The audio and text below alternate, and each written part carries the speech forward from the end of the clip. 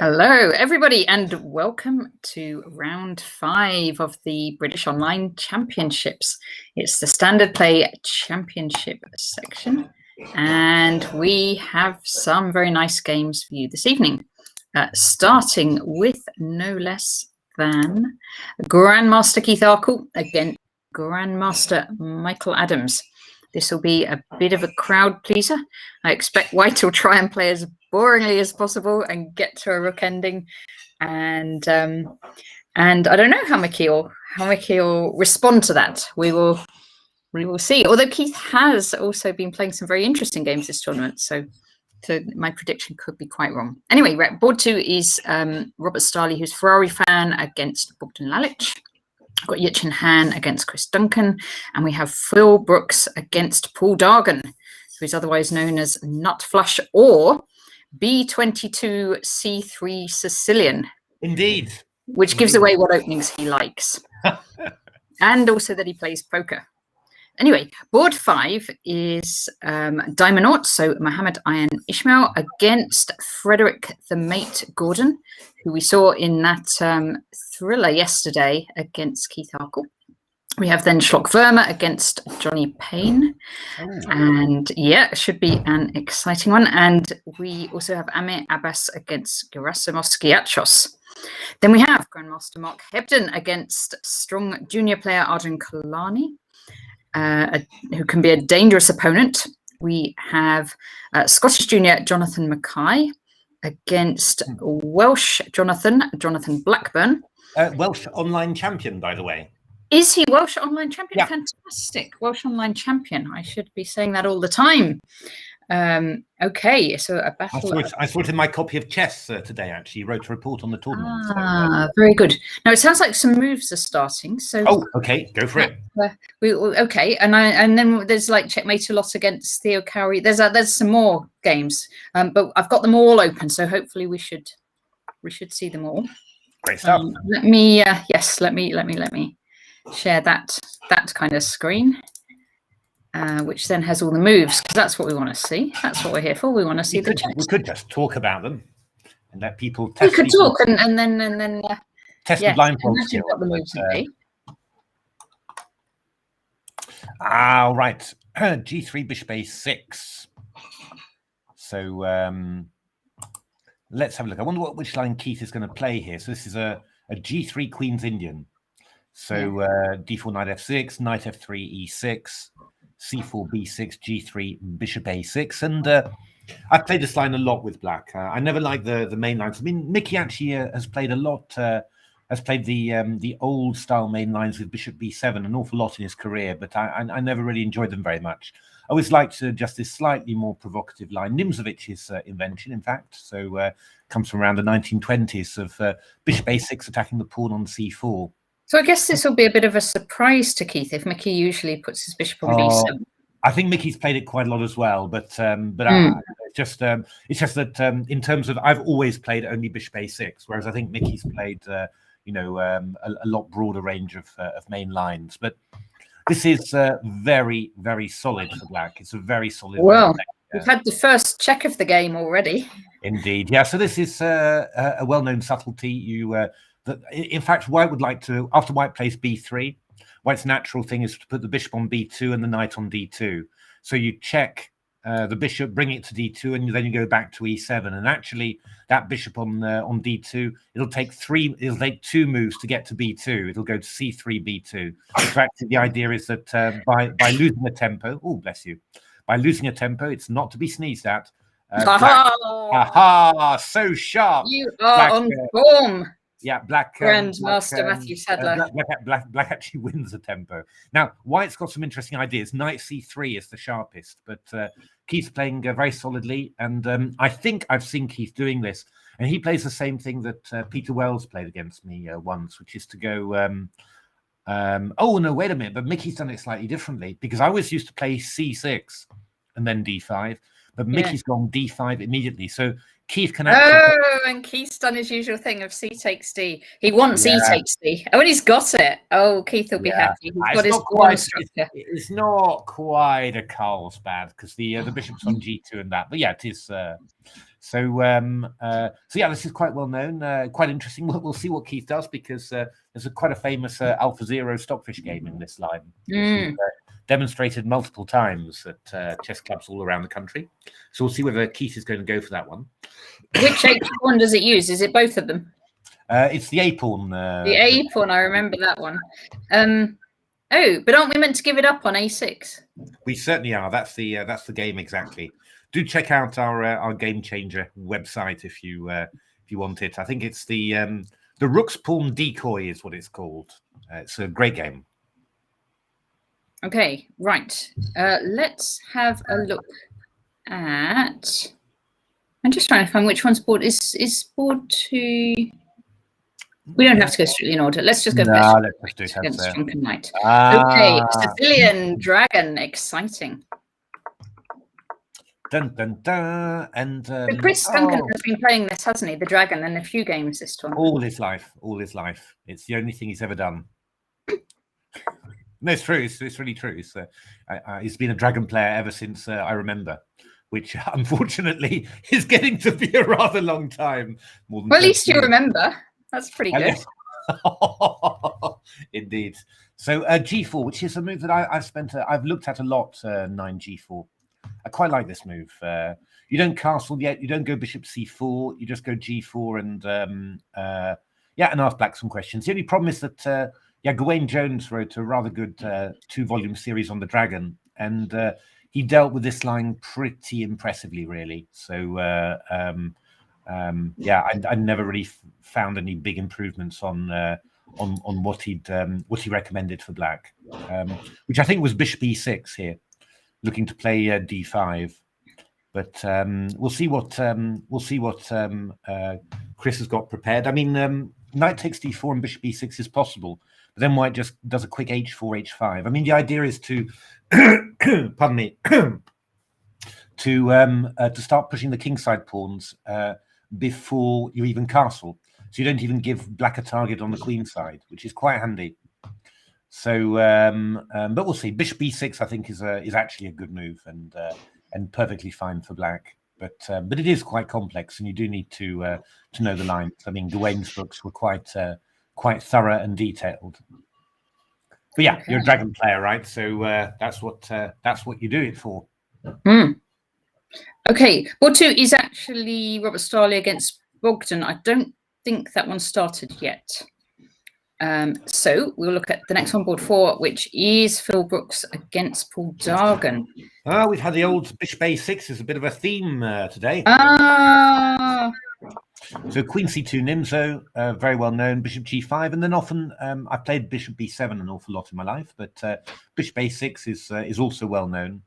E3, D6, D3, Bishop D3, Knight BD7, and Black's just going to go C5, Rook C8, and D5. That's the basic idea. And claiming that when he goes C5 and Rook C8, the rook's opposite the Queen on the C file. Well, that's a decent claim. It certainly is. And the Bishop on A6 is helping the Rook to attack the pawn on the C4. I mean, I remember that this was when this line was first played, Black got some very good results with it. White was not really getting anything at all. I think that White should be looking for stuff like, should be getting B4 in and then be ready to play B5 at some stage. But the exact, or it's C5, you take you play DC5 and then B5 and block that bishop. But the exact details do escape me a little bit. But a decent line, and can be confusing. And it looks like Phil Brooks is a little bit caught by surprise there, which is obviously always very positive. Okay, now this is a big battle of the junior players. So there's England junior Mohammed Ismail against Scottish junior Frederick the Mate. So let's see how this has gone. So Diamond North using the dark arts of move orders here to confuse his opponent. It's probably not a bad thing to do. Not a bad thing to do. I'm not quite sure I don't know what Frederick the Mate plays with Black, but presumably this was done a little bit to avoid. I don't know whether he's a Grunfeld player or something like this. This might well have been played to confuse him there. Castles. I don't remember. Do you remember what he played against Hebs? Oh, the Queen's Gambit declined, actually, so completely different. Yeah, that's true. But knight d4. So this is, and now a very unusual move from Mohammed. I mean, b3 would be quite normal. Followed by B3, bishop. did you say? B3 here would be very normal. B3, bishop b2, queen d2, rook d1. Yeah. Blah blah blah. This is very unusual.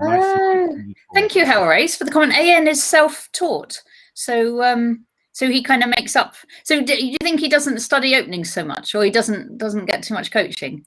So he can play quite an interesting creative style. Lovely.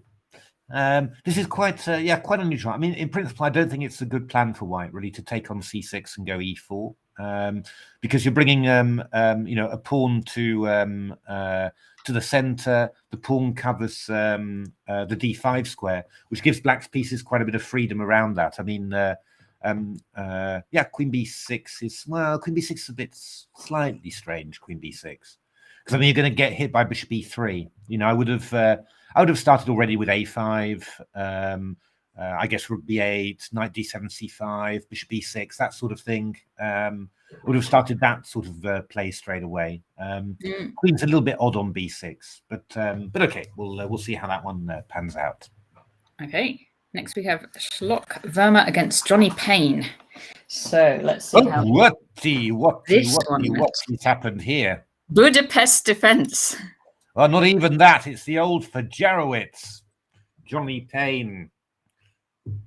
Showing a hi, Freddie fan club. Freddie fan club. We just looked at his game just a second.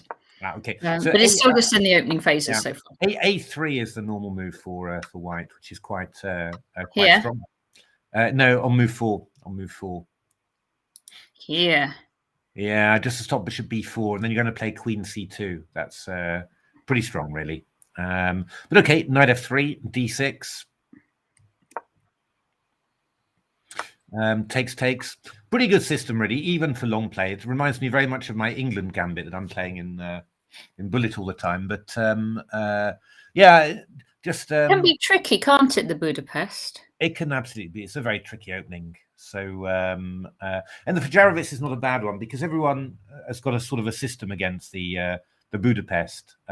Whereas the Fajarowicz, where you go knight e4 instead of knight g4, it's still less known. It's less good actually, but still, you know, it's you can't have everything, right? I mean, if you're going to confuse the opponent, then you can't expect to have a good position as well. But this is quite decent, you know, and for a one-off game, it's pretty good, you know. So e3, knight c6, and bishop d3 played, and now Johnny Payne quite sharp with the old bishop b4 check, spotting that White's got to play king e2, and then going queen e7.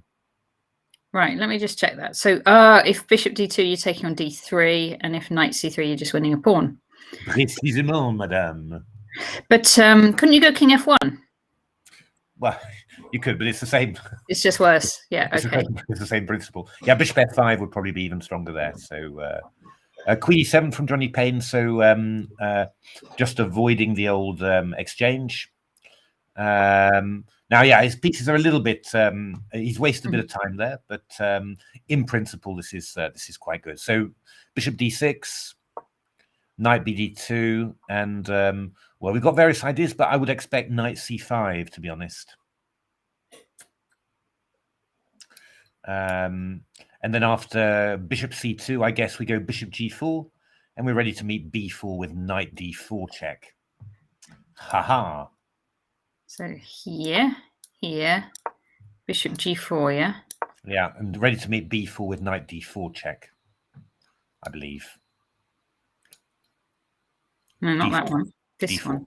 Yeah. That one there. Because there's all sorts of pins. That one's pinned. Yeah. That one's pinned.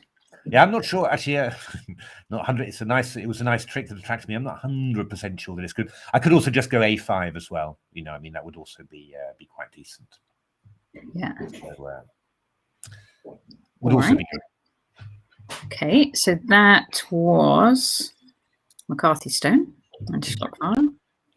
And now we have Youth against experience, we have Mark Hebden against a Tactic Monster 12. Why are you saying that Tactic Monster is so experienced? I'm saying he's youth. and Mark is very young at heart. Very good. So d4 knight f6. So Mark doing this again, not doing his Barry stuff or anything like that, but playing g3. So quite interesting, quite significant for Mark, because I mean Mark's really somebody who's played I think the same systems, you know, all of his life. But he usually does this knight c3, doesn't he? Yeah, he's come up with a few. He's obviously, you know, come up with a few things in for during the lockdown. And yeah, I can imagine that's quite now. He would have prepared it seriously, and it will have been quite an investment for him, because he's, as I said, he's one of those players who really sticks to the same thing and tries to always, you know, refine everything that he does. But I think it's a very good idea to, you know, to play differently and swap around a little bit. Okay, so Arjun takes in the middle here. Yeah, this is all known, I think. Actually, this is all theory, I think, isn't it? C5. I think B3 is supposed to be not the most accurate, but I'm sure Mark's got some ideas in here. So Bishop B2. So they normally go 7 knight BD2 to protect the C4 pawn, and then they go B3. So I think that this, I think the reason for that is that this is inaccurate. But I'm not. Again, I'm not a big expert on this line, so. Because White has this isolated C pawn now, so that might cause problems if we get to an end game. Yeah. On the other hand, the B file is open, so you've got this bishop on G2 pointing across the board. But I think the big problem is that your this knight on D4, bishop B2, they're somewhat tactically loose, and you can see Arjun lining up on that one straight away. Okay, and so he goes queen B6. Hitting the both of them. So queen b3 played. Then he doesn't mind an exchange of queens, I guess. I'm sure Hebs wouldn't mind an endgame. Well, I'm not. Well, you've got to be very careful, because you could just end up losing a piece here if. Okay. So knight fd7 was played. Yeah. So hitting the pawn, the knight on d4. The problem is if you take on b6, I take back with a knight, and I'm threatening both knight c4 and knight a4. Which could actually just win a piece. Ooh, no. So he played rook d1, and now knight c6, and I'm just wondering whether this is known theory. It feels suspiciously like. Yeah, Black's been playing very fast. Yes, I mean, I'm guessing that the idea is if knight c6, I've got bishop takes b2, and I'm going to pick up the exchange on a1. Let's just see this then. Is White then perhaps in trouble? So if takes bishop b2, yeah, that's the one. And I mean, you can go knight takes c7. I go king h8 or king g7. I'm not sure which. Knight takes c8. I go rook takes c8. And you can take my knight on d7, but then I'll take the bishop. I'll take the rook on a1. And I'm assuming that this is pretty decent for Black. Not 100% sure. I mean, it could go rook b7 here, which might be decent. But I go queen d4, I think, something like this. Bishop d5. Maybe this is quite decent. It's possible. It's completely possible. King g7, rook c8. Maybe what you should do. Maybe what you should do is after rook takes d7. Rook takes d7. d7. Yeah, you should probably have your king on g7 if you're going to do this, but maybe you should just go rook fd8 actually. So just imagine that the king's on g7, you know, because then you won't have rook takes f7. But the idea is just to exchange off the rook, and then that B thing is still hanging. I mean, so you go rook b7, for example. You know, just rook takes b7, and then I do something like queen takes b3. I suppose a takes b3 maybe. Rook d1 check. bishop f1, bishop a1, which, it's not 100% clear, but I think probably knight a3. I mean, black must have decent chances in this sort of position, you would have thought. Yeah, you would have thought, yeah. Yeah, king's got to be on g7 for that, so that f7 isn't hanging. But that maybe that sort of thing. I don't know. I mean, I'm pretty sure this is going to be theory. I would have thought. I mean, if you don't fancy that sort of adventure, instead of knight takes c6. Yeah, knight takes c6 here. Yeah, instead of that, I mean, you could just play e3 here. I mean, that is absolutely possible. But I guess we might go knight c5, maybe, or maybe even knight a5. I don't know. Knight c5 is maybe sensible. Looks sensible. And then queen b6. I go a takes b6. And I've got threats of knight a4, and if you go knight c3, I go knight a5, maybe, or knight e5, and I mean, black's fine. I mean, I just think black's got, not so many. Hi, let me think. Hey, let me think. So, but as I said, this might just be known theory, and I might easily be missing something. But in principle, I'd expect, this looks quite like it should end up quite decent for. Okay, we've got something. E3 was played by Mark. The queen off, actually. And knight a5. Oh, knight a5. He took the queens off. Yeah. Okay. So maybe he's going to defend it with knight c. Well, no, but I go knight b6. I'm hitting that c pawn in 2 ways now. Nice. Yeah. So then he's got to go c5. Yeah, I go knight a4, maybe. It's been played. c5, knight a4, bishop a3, knight c4, maybe. I don't know. It's a sort of opening where you sort of feel probably at most what it's going to have is the ability to swap everything off and sort of and liquidate. But that might not be true. I might be being too pessimistic. I could go c5 and after knight a4, which I was thinking about. Now the only thing I'm wondering about is whether black's got a better move, like knight ac4 or something like that. That might be better. Could well be better. Because if knight a4, I was thinking of playing bishop c3, so bishop c3, and trying to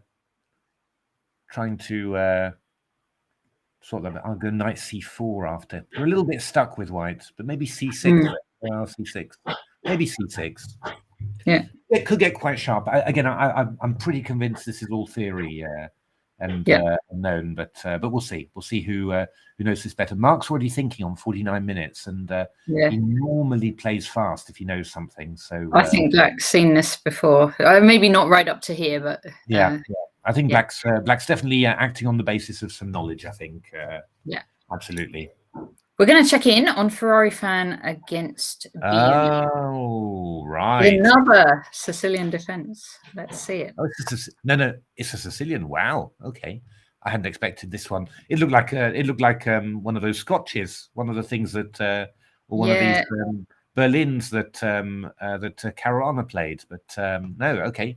Well, they give it the imaginative title of Sicilian Defense Normal Line. Yeah, it doesn't look particularly normal to me, this. But, normal line.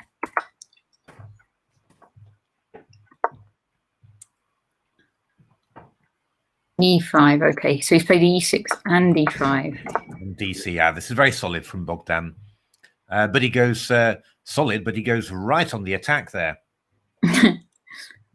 So bishop c5, h3. Now you might expect h5, which is, sort of the standard way to do this. That really would be attacking. But I guess you haven't got the knight on f3 to hit. Like normally when you do this h3, h5, there's a knight. Yeah, no, it's true. It's true. But Bogdan actually, I was wondering why. I was thinking, my goodness, did Bogdan really launch an attack with g5, g4? But he got a bit provoked really because White played bishop g5, h6, bishop h4, bishop e6, and then played queen f3. So Bogdan went all in with g5 and g4. And of course, if h takes g4, then bishop g4 traps the queen. So so here h g4, bishop g4 wins the queen. So so queen e2, okay, gh3, Right, queen e2. Wait a minute. Queen e2, gh3. gh3. Was that even? Even wondering whether that was necessary, but okay. Bishop takes e5, rook g8, g3. I mean, this looks very strong as well. And now we just really need to find a bit of a killer. Do you think black's better now? Oh, absolutely, black's much better here. I don't know, maybe knight g4 simply, and after bishop f4, queen f6. How about that? See that quickly.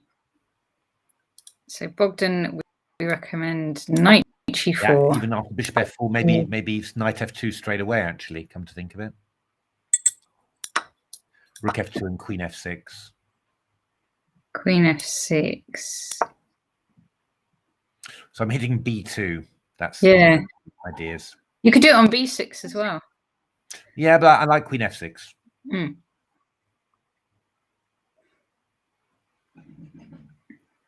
Actually, I like queen b6 as well. Actually, yeah, you're threatening just in queen f4, aren't you? Queen f4, that was the idea, yeah. But actually, your queen b6 is very strong as well, because I'm threatening h2 check. Yeah, I'm threatening h2 check as well. So it's just lost. I mean, it's just lost for white already, I think. So okay, wow, promising. I mean, actually, queen h4 even probably could be. I know queen h4. I go king h2 probably. That's probably saving it. But there's a huge number of promising lines here. We just need to choose one, basically. Yeah. Okay. So let's see. Where do we get to? Dandy-tastic against Gunslinger. So Scottish Jonathan against Welsh Jonathan. French defense. We've had Battle of the Jonathans before, haven't we? I'm sure we have, because it was Johnny Payne as well. There's a lot of Jonathans. Johnny Payne. Well, that's right. That was that great game, wasn't it? Between it was in the qualifiers, wasn't it? Between Gunslinger and Johnny Payne, where Johnny Payne went 22 castles queenside to get out of the kingside the attack. Very nice. So I mean, this is exchange French with an isolated queen's pawn. Let's see it. Who is better and why, I'm not sure, but both sides probably satisfied with what they've got. So IQP here, but these IQPs with a C pawn rather than an E pawn for black, and what just means that the E file's open, so it's quite tricky. Queen B7. Hi, not quite a GM. Hey, not quite. I mean, knight e5 is quite a natural reaction here, just to put a knight on e5 with tempo. If bishop e5, we get we get a strong pawn on e5. No longer an isolated queen's pawn, a nice outpost on d6. So yeah, I mean, knight e5 would be an extremely natural move to play, you know, and then just see what black's going to come up with. Other ideas. Let's have a look. We could go knight e4, I suppose. I mean, I guess after knight e5, black might take on e5, and then takes and then go knight f5. That might be his idea. Yeah. Just hitting the bishop on h4. I guess that swaps it off, doesn't it? It swaps it off, but I think we could probably just go queen g4 or something. You know, I sort of feel that knight f5, queen g4, and then you know, it's a slight edge. It's a slight edge. Hi, Neil Barker. Hi. Knight e4 is also possible, because after knight f5, you can go bishop f6. Oh, yeah, bishop f6. So it can't be taken. No, you go bishop e5 after, you know, and just try and get your bishop active that way. That could be quite hilarious. Hi, past one 9,999. That's making it a bit tough. Yeah, I mean, it's a slight edge for white, I think. You know, white's got quite nice position, but nothing critical yet. No need to get out the white flag just yet. So. Okay, let's see. Checkmate a lot against Whimsical Jam. Now I know we have supporters for both sides in the audience here. So we have. Oh my goodness me! We have Peter Finn's brother, and we also have Theo Cowrey's dad, so got to be very neutral here. A Sicilian defense, okay. So should we take it from the top? Oh yeah, there we are. Sorry, it's just lagging a little bit. That's what we're doing. Yeah, sorry, it was lagging a little bit. Or I'm getting slow. Slow reaction. So this is yeah. To be honest with you, I've never understood. I've seen this line recommended as black against the rather unusual 5f3 move in the Sicilian, which I've played a fair amount. But I've never quite understood this. I mean, it might well be equal, this line, but you're giving yourself double pawns here, you know, and going into an ending, which seems a bit of a shame. I mean, after Bishop G5 here, I once wrote an article on the fact that D4 here was just, in my opinion, a very good move for black. And you're even going to sacrifice, you know, if white goes C3, you're even ready to sacrifice. I'm going to put this on the board. Okay. Ooh. So we have Bishop G5, and then your recommendation. Did you make this one up? D4. D4. Yeah, it was very little played. I think Gelfand played it not so long ago, but I recommended in a book review once of this book of this opening. It's a book by Sergei Kasparov, no relation. Who he wrote a book on the what did he call it? Steamrolling the Sicilian. I could never work out whether steamrolling meant that it was powerful or very slow, really. But it was, but yeah, D4 and you know, C3, go knight C6. You're willing to sacrifice this D pawn just to attack. I would take steamrolling to mean it crushes everything in its path. Yeah, no, it's possible. That could be. That could well be it. So, but yeah, I mean, I thought this was a nice active way to play, and actually, it's kind of the reason why I was always a little bit reluctant to play this too much as white. But just Bishop B6, I've seen it recommended, you know, as an equalizer in books, and it's possibly right. But it's I find the risks of playing like this from the opening. You swap off the queens. Bishop E6 here, yeah. Okay, so accept double pawns. I mean, you know, also from a philosophical point of view, which sounds a bit grand, but you know, just about how I approach chess as well. That you know, bypassing the middle game with the queens, you know, to head directly into a queenless middle game. I only do it if I feel there's a superb reason for doing it. You know, otherwise, you know, I like playing all the phases of the game. So I was never very happy with this line with black rather. But yeah, I mean, I think a checkmate lot here is following very much the theory, but I think black is really way too bad. That sounds good. That sounds like have you had a win already? You didn't have the buy today, I think, or did you?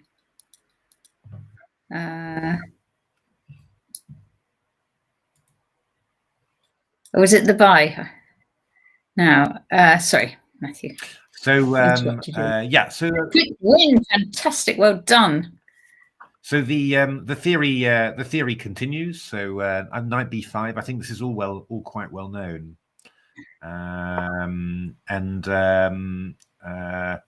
Yeah, and now okay, this was specific prep against Peter. Oh, and Peter's played it before. Okay. King e7, king b1, bishop h6, knight d6, b6. Yeah, we'll see. Yeah, I mean, it's you know, it's not too. It's I imagine actually that, you know, the theory is absolutely correct, that this is fine for black. Just I think, I don't know. I find it rather tricky, to be honest. But we'll it might suit Theo's game, right? Middle game fan, Dvoretsky fan. Okay. It's yeah. I mean, bishop c4 here doesn't look so bad for white. Neil Marker, as if he can see a queen swap, he goes for it so he doesn't blunder it later on. No.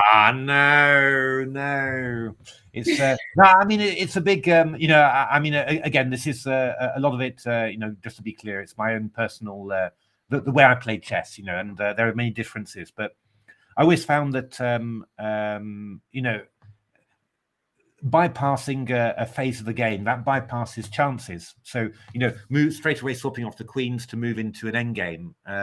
Yeah, you know, you're giving away a big chunk of the game where you can't actually create an advantage. So my idea was that you know, if I do that, it's prepared and it's for a concrete reason. I mean, I wouldn't do it just to avoid you know, a phase of the game, because, you know, you've got to believe in yourself, and you've got to believe that you can play all phases of the game and play them well as well, you know. And that's just yeah, again, just you know, the way I approach it, the personal way I approach it.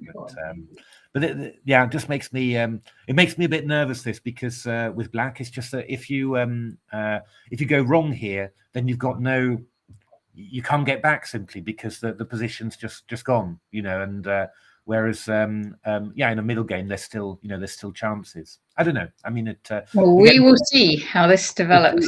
Who turns out right? There's no certainly not claiming that I'm right or anything. It's just I said, just my my personal take on that.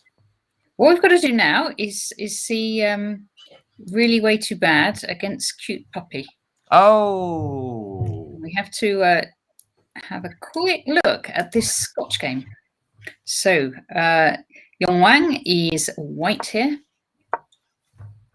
against Prakshi Aurora. Oh yeah, taking it's a bit risky, really, because the queen's very good on d4 and quite hard to drive away. Oh, picking up the pawn. That's looking good already, right? Oh, I suppose you can go bishop f6 and you can, yeah, you can just. But obviously, that's a bit of a hole in your position. But black comes back with a bit of an attack. Oh yeah, white is it tight at the back there. Knight c4. Yeah, takes queen g5, looking for a queen d2 check. So white castles out of it. So principal white's got an extra pawn here, but just a little bit tricky. Just to can black recapture on b2 though? Oh, I suppose you go rook b1 and take on b7. Yeah, you could. There's maybe, yeah. I mean, there's I guess there's a few moves there. So, but rook b1 is the simplest, yeah. So castle queen side b3, knight d2, rook d1, and that rook's going to get, that knight's going to get into a bit of trouble. But probably white was just a little bit hasty there. Played f4, queen c5. King h1, and now black took on c3 and then took on e4. So we've got some sort of ending now with equal pawns. A rook and pawn ending, of which we have seen many. Indeed. So king d7 now. I can't believe you guys have finished this game. It's like 50 moves in a rook and pawn ending. Yeah, no, it's true. It went quite fast, this one, didn't it? So c4, that was probably not so good to check like that, because the king, f3 would have been fine, but okay. Oh, and that was a little bit over enthusiastic. Oh, because we can take on d6 now. We can take on d6 now. I'll give a little check and then start snaffling pawns. So snaffle, and then the f pawn is quite fast there. The a pawn is also reasonably fast, but I think we're just a little bit faster here.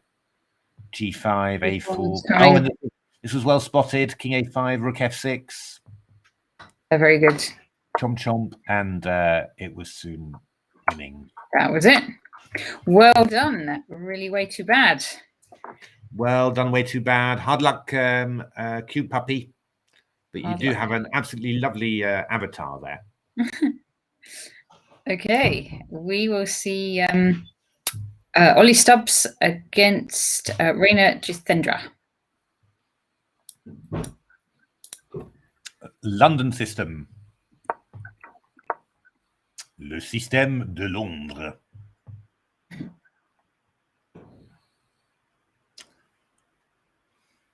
Okay, allemaal all known. Sorry, I've been speaking Dutch all day. All known. Knight d7. What have we got? A bishop h7 check? No. This well-known trick. Yeah, this is a really well-known trick. This one. It's if you don't know it, it can come as a total surprise. I mean, it's hit many grandmasters along the way. I think even Kamsky did Kamsky. No, he didn't fall into it with black, but somebody strong fell into it with black. It is a bishop h7, right? How's this? Yeah, work? but it's a very unusual one. You wouldn't guess it if you didn't. Is it because we can do knight e4? Yeah, knight yeah, e4. and knight g5. It's horrific. Yeah, you wouldn't spot it. You wouldn't spot it if you don't know it. You wouldn't spot it because it's just really really difficult. We did check in on Hebden. We'll check there again on our second run through. So rook e8, queen f7, queen b2, Oh gosh. yeah, castles, and yeah, I mean maybe even taking the piece wasn't necessary. Maybe castle's queenside was stronger, but it doesn't matter. This is very promising for white, although black's done pretty well to survive like this. But it is very nice for white. You know, just the black king's rather. Oh yeah. So this is where we're at, and yeah, I mean, it's doesn't it? Yeah, I mean, I quite fancy rook d1 here, for example. Just with the idea of rook takes d5, maybe. That's not silly. Or maybe rook h3 first. Or actually, even knight takes e6. I just noticed, which is just really it's on prise, isn't it? just on prise. So yeah, no, this is very good for very good for white. Okie doke. We're gonna we will go through the rest of these, but we're gonna just check back in on the top ones. Okay. Let's see Keith against Mickey. So where were we up to? Had they castled? Yeah. So knight c3, rook e8. Yeah, knight e5 was what Alpha Zero played, but Keith plays slightly differently. A little bit more contained. Rook e1, knight bd7, knight e5, bishop b7, and knight takes e7. The Alpha Zero played a4, a5, which is a lovely plan actually. Yeah. But anyway, knight takes d7, rook c1. So yeah, I mean, white's very solid. And you know, black doesn't have any clear way to do very much. So bishop g5, swapping off the old bishop for the knight, and then going b4. So Keith is getting his. Keith is doing his same play against when he has the Carlsbad. Exactly, e3, and oh, an interesting move now from Mickey. Bishop a6. Bishop a6. Is he trying to put it in on c4? Yeah, I mean, I don't know whether he's yeah, a slightly intriguing move actually. Yeah, I think he is. I think probably after bishop f1, then Mickey will play bishop c4 and then try and play b5 and then try and play a5 afterwards. Now the reason I was wondering was I mean, you couldn't, could you? You couldn't play a move like. What are you thinking? B5. Yeah, but maybe prefaced by. He's done it. He's done B5. But I was wondering whether you could preface that with Queen H5. Actually, that was the point. Because if I went Queen H5. On move 19, I'm threatening bishop h3. All right, and then I'm also threatening. Let me have a look. So Queen h5 straight out here, threatening that one. So what do you do actually? Well, maybe move my queen or my rook. Damn it. Yeah, no, but the idea then is simply that I go b5 and I'm already hitting d5. That's the idea. So okay, I mean. that one. Yeah, okay. I'll go b5 now.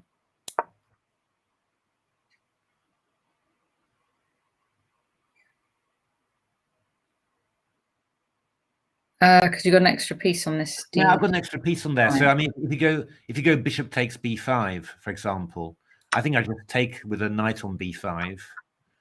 I mean, I could actually even consider going bishop takes d5, but okay, on the previous move. But let's just say that, and now I go bishop d5 now. And well, let me know I think this is very unpleasant. I mean, g6, I go queen g6.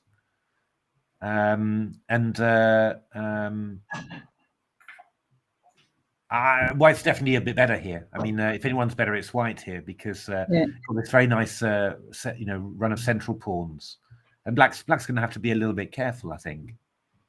Looks like it, yeah. Yeah, I mean, if you wanted to, you could even play queen takes d5, and then that's another slight edge that you'll never ever lose. So that I think queen h5 was quite a good move actually. It's possible that Keith will transpose. But I think that gives white a. Hang on. Oh, queen h5. If you go b5, you're just going bishop h3. Yeah. I'm just claiming that I'm winning the exchange there, which I think is a pretty good claim in general. Looks true. Yeah. I mean, what you could do, I suppose, just thinking about it, is go rook cd8. You could do that. So after b5, you go bishop b5, and if I go knight takes b5, cb, then you're protecting the d-file. But I'm just want to go rook e2 here, actually. That's all I want to do. And then rook ec2. And I think I've got quite nice control because you're not really... Oh, yeah, okay. You can't... You're tied down to that d-pawn forever, and I'm just coming in on the c-file. I think it's quite promising. I mean, that would be my... obviously, it's somebody else's pieces, so that's always always easier to give those away. But I think that looks quite promising. Yeah. Okay. So what about after b5 straight away? We just take it. Yeah. I mean, I guess Mickey's going to take on b5. I have to say I'm a bit surprised by Mickey's move. Really, doesn't feel. It's a bit Mickey. It's just that Mickey doesn't allow that sort of stuff normally. Yeah, it feels a bit like an incautious move. But okay, bishop takes b5. I mean, we could do... Yeah, I mean, if we go queen h5 now, then, black might just decide to go bishop c4 and sack next bishop again, yeah. And then claim he's got two bishops, and that might be irritating. So probably should take on b5 straight away. No, sorry, with a queen on d1. Yeah. And maybe you can do the same. Maybe you just take... Maybe you go queen h5 here. Why not? h5. I think what you could do here with black now is maybe to take on c1 and go rook d8. I think that's probably, and I think that's a lot easier because you're not going to invade on the. No one's going to invade on the c file. Yeah, these squares are all covered. Yeah, you've only got one pair of rooks, and this is less dangerous. But I mean, it should still be nothing at all for. I mean, white can still try some stuff like bishop h3 and. But it's probably nothing special at all for white. So, right. So yeah, but I think 19 queen h5 was, unless I could be missing something. That's absolutely true. But yeah, that looked like a very promising avenue to me. We're going to check back in on Hebs against Tactic Monster for the crown. Yeah, this was actually the variation we were talking about. Yes, exactly. So we had seen the queens come off, hadn't we? Yeah. So c5, knight a4, and I said bishop c3. That's right, knight c4. And then I was wondering about c6. Yeah, so... it's all happened. It's all happened. So, yeah, now, what is going to happen here?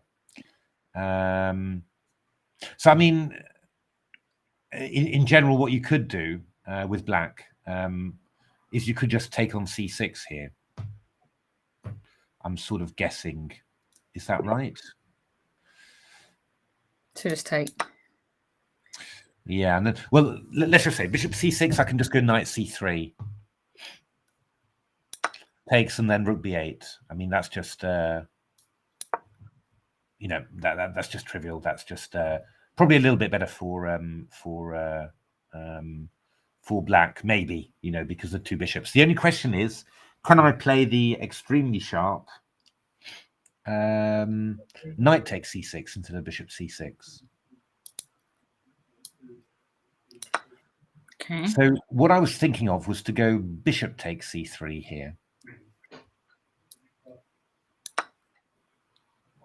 Knight takes c3, knight takes c3. Yeah. Because it's quite hard to get at the knights. If you go rook c1, I go knight e2 check. So so knight e7 check. King h8, then bishop a8, and then, well, I mean, looking at it actually, Excuse me. Looking at it, you sort of feel that. Well, I mean, I'm guessing knight d1, rook d1, bishop g4. But bishop g4, we can go rook d4 probably. Yeah. That is definitely irritating. So that would be good for white. That would be very good for white. So let's have another look at knight takes c6.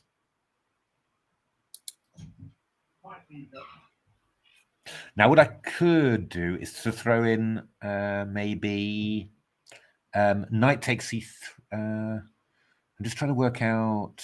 Yeah, knight. We're Hefton fans too, not quite a GM, but we are also Tactic Monster fans. Yes, we're fans of both, but of course, fans of both sides this time. Mark, we've known for a very long time. Yeah. Mark's a good friend, actually. Yeah. So yeah, but we're supportive of everyone. We hope. Yes.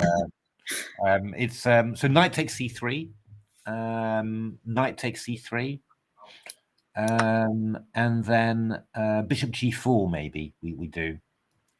Just throw that one in first of all. Okay. But I don't. Yeah, I don't. So let's move the rook. We could go rook c1, but knight e7, bishop a8 is also not impossible. Rook c1. Yeah, maybe bishop f6. I don't know.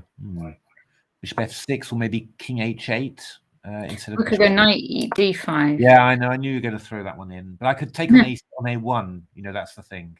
Oh. And you sort of blocked the. You've blocked the d2 h1 h8. Take that one. Want to take that one? All right. Bishop e6. And I'll take something. I'll just take something. I'll go king or h8 or something. I better move this rook again then. Yeah, I mean bishop b2. I'm not sure. I'm not sure you've got. I'm not sure you've got full compensation actually with white. 4-up though. Oh no, exchange. Down. Yeah. Counting and they've got bishops. So. But I'm not sure. I mean, you know, after bishop g4, you could easily just go knight takes c7 check there. So 19 bishop g4, a little bit higher. There we go. So you could go knight takes c7 check. Yeah. King h8, bishop a8. Let's just do that. Bishop takes c3, maybe. I don't know. Bishop takes d. We've got bishop c3. There's those pieces hanging, but maybe I can't take absolutely everything. Maybe just go bishop d5 or something. And yeah, no, this seems to be turning out nicely for white actually. So maybe after c6 we need a better move. After c6. After c6, so that's 17 c6. 17 c6. Well, this is the obvious one. But... I mean, rook b8. We'll probably end up going c7. You know, which is, and then you go rook a8. And you have to be very brave to do that with black because you've just lost a couple of tempi for not a huge amount. I could play the move bishop g4, but then you'll go c takes b7, rook d8, and then you just go rook c1, and probably I'm not, you know, probably not working. So c6. Let's just go back to c6 because we maybe do need a very good, reply here.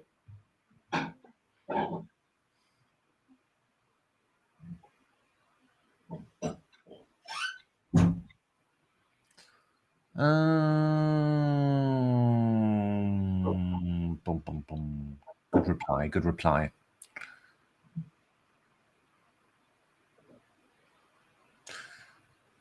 I mean, there are a lot of moves. It's pretty confusing, this. I mean, I could try e5.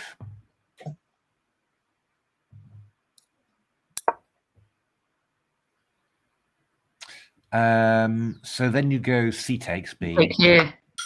Choppy. I take it. Take on d4? No, then you call nothing. That's probably too much. But I take on there. Bishop takes. And then I was wondering about just going knight takes c3, knight takes c3, and e takes d4. Is that clever? There's so many pieces on freeze in this game. Yeah, bishop takes a8, and I wanted to go. Yeah, that would probably be fine for black. But bishop a8, I was thinking d takes c3, because I was thinking I'd have c2, but I'm not. And if I go bishop e4 here, for example, with white, I'm probably just better, aren't I? I think. Good chance. Yeah. So when just go back to bishop takes b7 again, 19 bishop b7. Yeah, and then white takes it. Yeah, there we are. I mean, I could go e takes d4 like you suggested. That's probably better. So you go bishop d4, and then maybe I go something like rook d8 maybe, and pin you.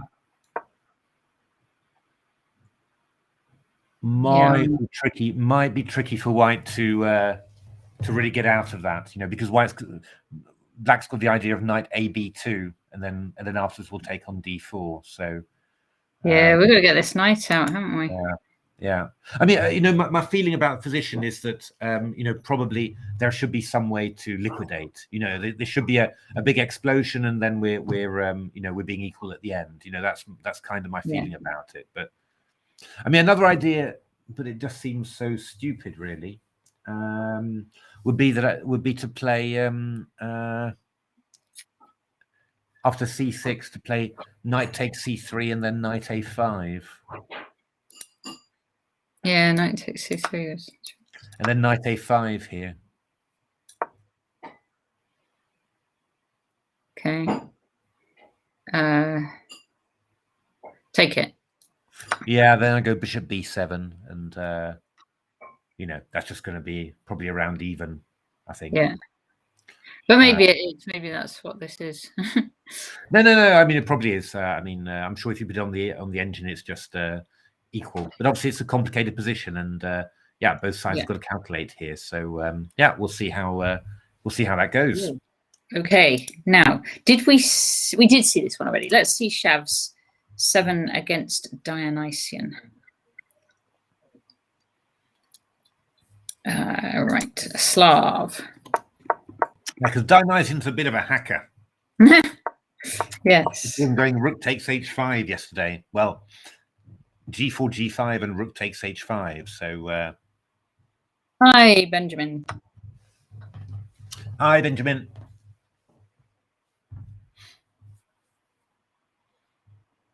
Boom, boom, boom. Ooh, g4. Yes, he is a bit of a hacker. You're absolutely right. Yeah. Bishop b7, f3, takes, rook takes, knight e4. I'd much rather go knight g4 if I can.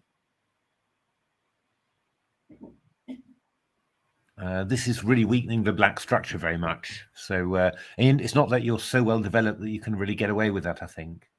So, I think. Oh, so you would rather play the knight to d4, yeah. Yeah.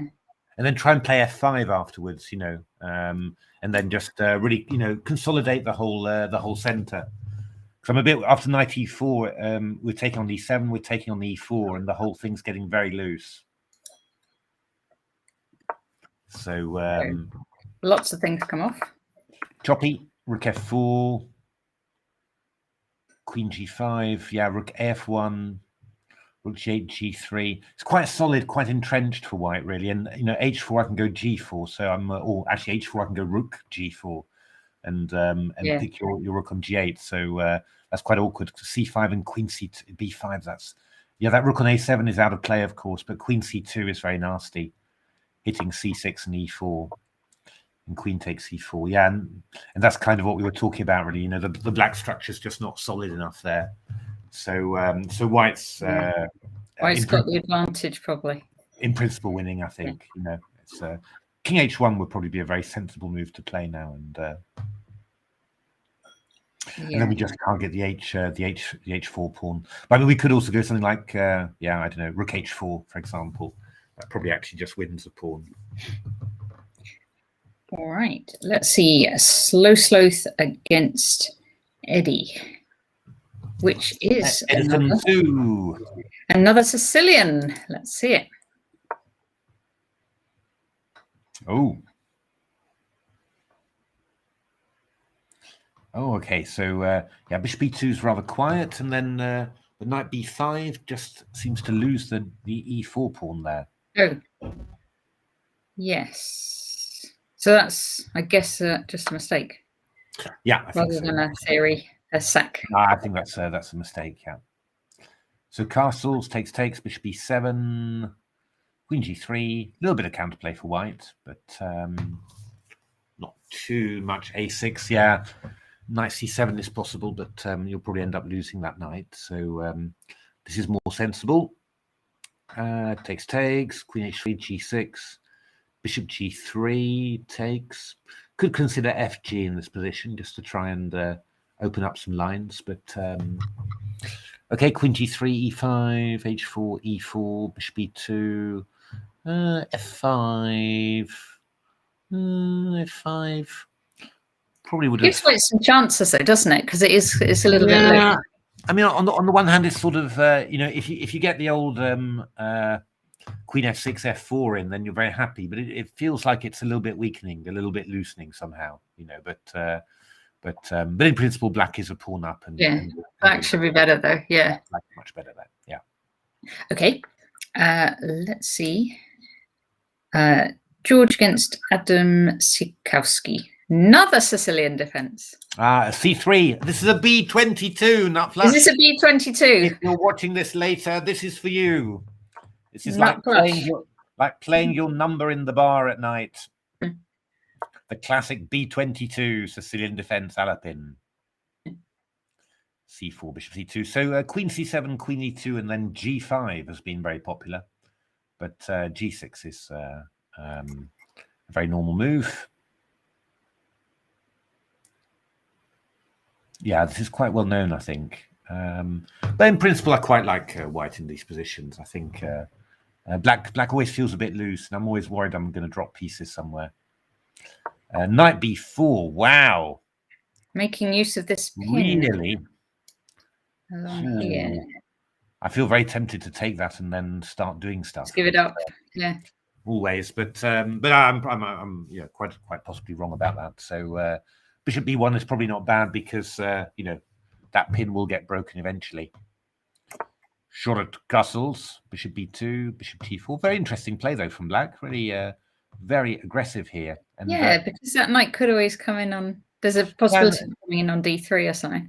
And you're threatening bishop takes f3, queen f3, bishop d4, for example, which would be rather embarrassing against the pawn f2. So it's quite dangerous. You're threatening what? Bishop takes, queen f3, takes, queen f3, bishop d4. bishop there because this rook's yeah. Oh, nasty. There is madness in my method. So what do white do? Oh, white hasn't done anything yet. I mean, the normal way for white to play would be to play knight b5, and then somehow after the knight comes in. But I'm not sure because knight b5, if I go something like queen d7 or something like that, yeah, I'm just not really sure. This pin against the queen is quite irritating, I have to say. So knight b5, then what? Then black does queen d7, I think, simply. Queen d7. Yeah. I mean, you go knight d4, I take on d4, pardon me, and then take on f3, which is rather... I'm not very happy about it, really. It might be all right. I suppose when that bishop takes on f3, we can take back with the pawn. Yeah, that's right. But I'm not very... Not what you want.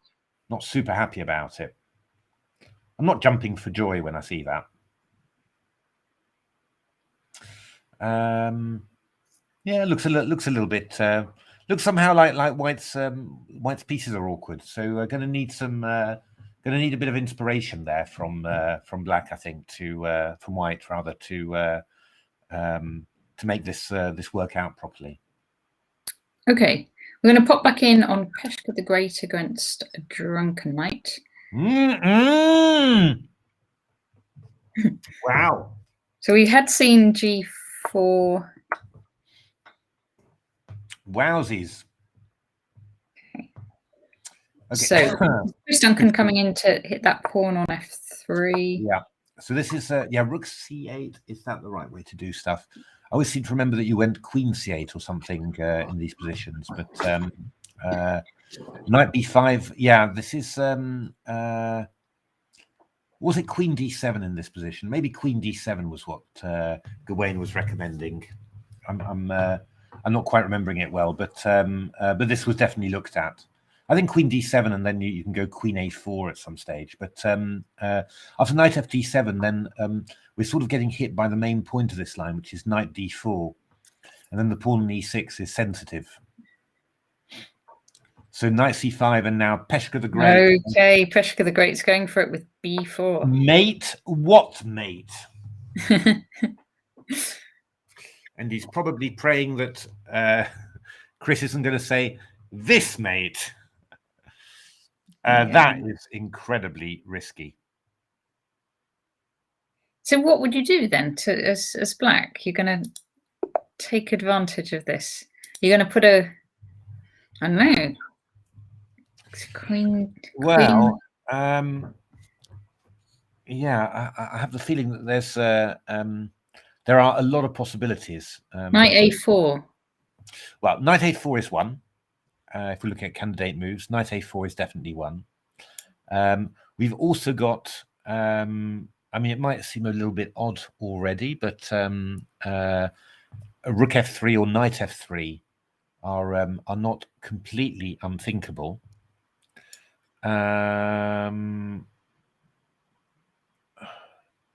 Knight takes g4 is also not completely unthinkable. Well, you've come up with 4 moves so far, Matthew, and every single one is sacrificing material. Yeah, and of course. Well, I'm going to carry on actually, because queen b6 is another. Yes, that was my first idea. But queen b6, and a sort of related idea, queen d7 maybe, or queen e8, just to meet b takes c5 with queen a4. Actually, that would be the. I mean, there you go. So those are the candidate moves. I mean, my problem with this b4 is that, yeah.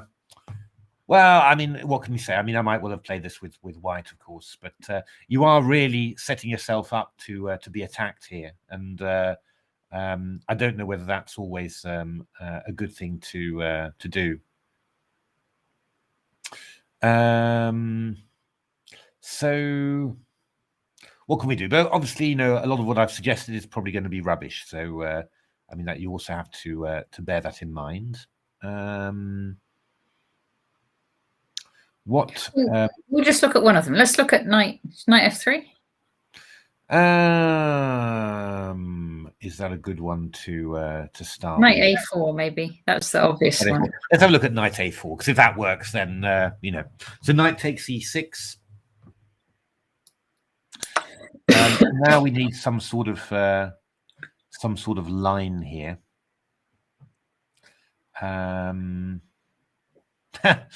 Yeah. I mean, what you really want to do is go knight c4, and then after knight takes d8, you go bishop b2, king b1, knight a3, mate. You know, I mean, that's what you'd really love to be able to do. But presume there are a few. You might not do that though. Okay. Sorry, yeah. You might not do it. There are a few obstacles along the way. So. Yeah, queen d7 or queen. I think the annoying thing is that after queen d7 or queen e8, white's going to play knight takes g7.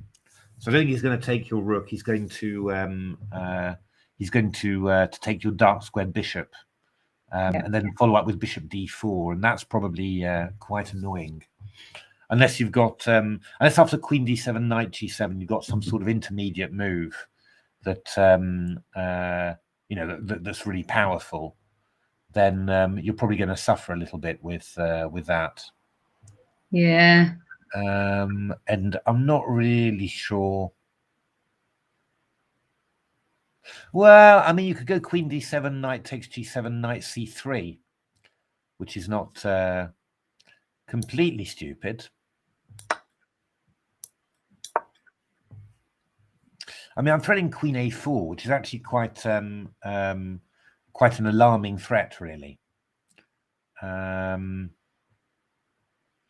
if you go bishop d4, then I want to go knight takes f3.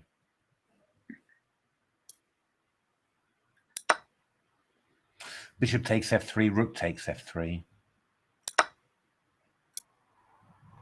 And I'll meet something like rook f1 with queen a4.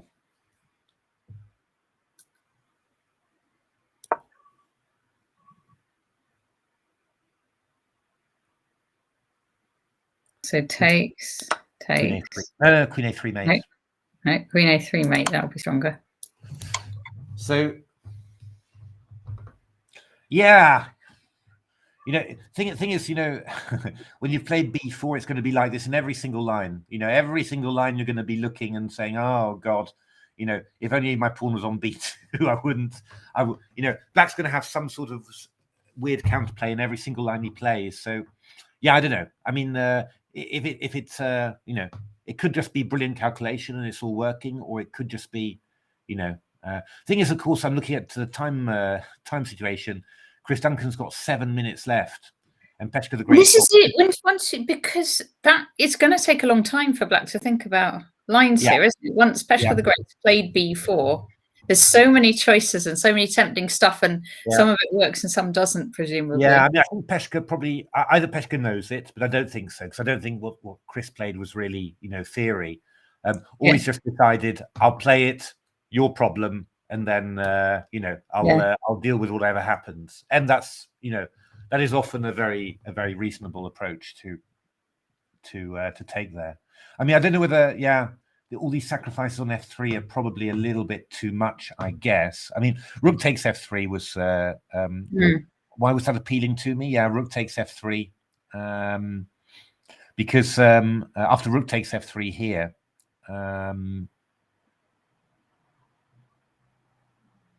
then I was thinking of, I mean, if you go b takes c5, I play rook e3, queen e3, queen a5.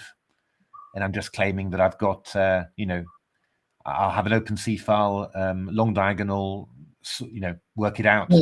You work it out. You know, it's that sort of spirit. If rook f3, knight f3, I've got knight takes c4, which looks very dangerous. If rook f3, bishop takes f3, I've got knight c4, which looks quite... like it could be quite tricky, because afterwards my knight comes into a4. Yeah. So I don't know. I mean, I think every single lots of possibilities. Every single ridiculous line that I've mentioned, you know, has some danger in it for white. So I don't know. But obviously, Chris obviously having some difficulties. Yeah. What we need to do now is look at McCarthy Stone, Johnny Payne, who has won. How many moves did they play? Can you remember where we got to? They've played a lot now. 57. Yeah, it was quite early in the game. It was after earlier than that. No. Even before. Yeah, knights. So knight bd2 was where we got there. 10 knight bd2. Yes. So knight c5 was played. Oh my goodness me! And so I said knight c5, and I'd expected bishop c2, but white played b4. That's brave. Because now the king's coming out. Some might say foolhardy. So, we've still got these pins, so check back. And then castle queenside. Queenside, okay. It all went horribly wrong, yeah, I can see the tactics. So bishop b2, bishop b5 was played. Getting the bishop into d3, choppy, knight f3, which is really...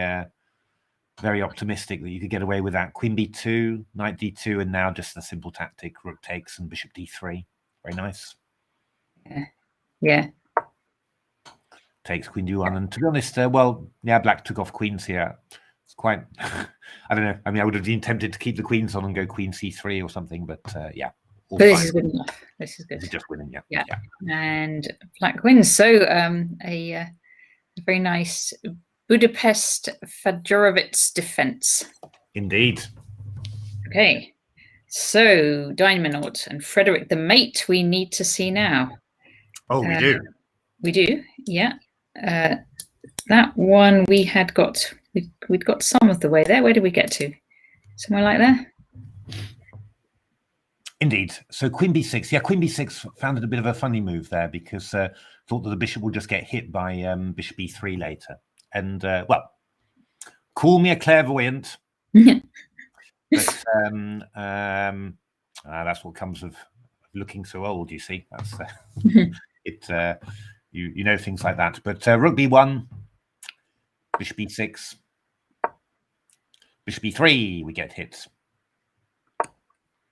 So queen a5. But I mean, it's not a drama end of the world. But it's just I think you could have played a few more useful moves rather than queen b6, queen a5, queen c7. You know, that's just in general terms of efficiency in the opening. You know, you could have thought this through a little bit more probably. But you know, I mean, game goes on. No worries. So rook bc1, rook fc8, bishop f4, rook b4. Yeah, okay. I'm not. I think black could have played this a bit more efficiently, but the right moves are coming in now. So a5, rook e1, knight d7. That's a good one. You know, the knight can come to c5 or e5. I mean, what I would have really wanted, you know, just quickly from the opening, would have been maybe to play the knight to c5 very quickly and then strike with f5. You know, with my rook still on f8.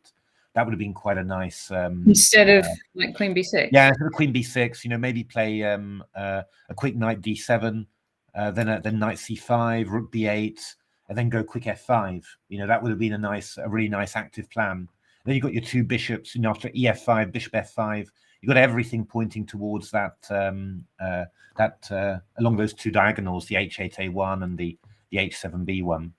So I would have liked that, you know, but this is all fine. Black's playing you know, sensible moves, so no worries at all.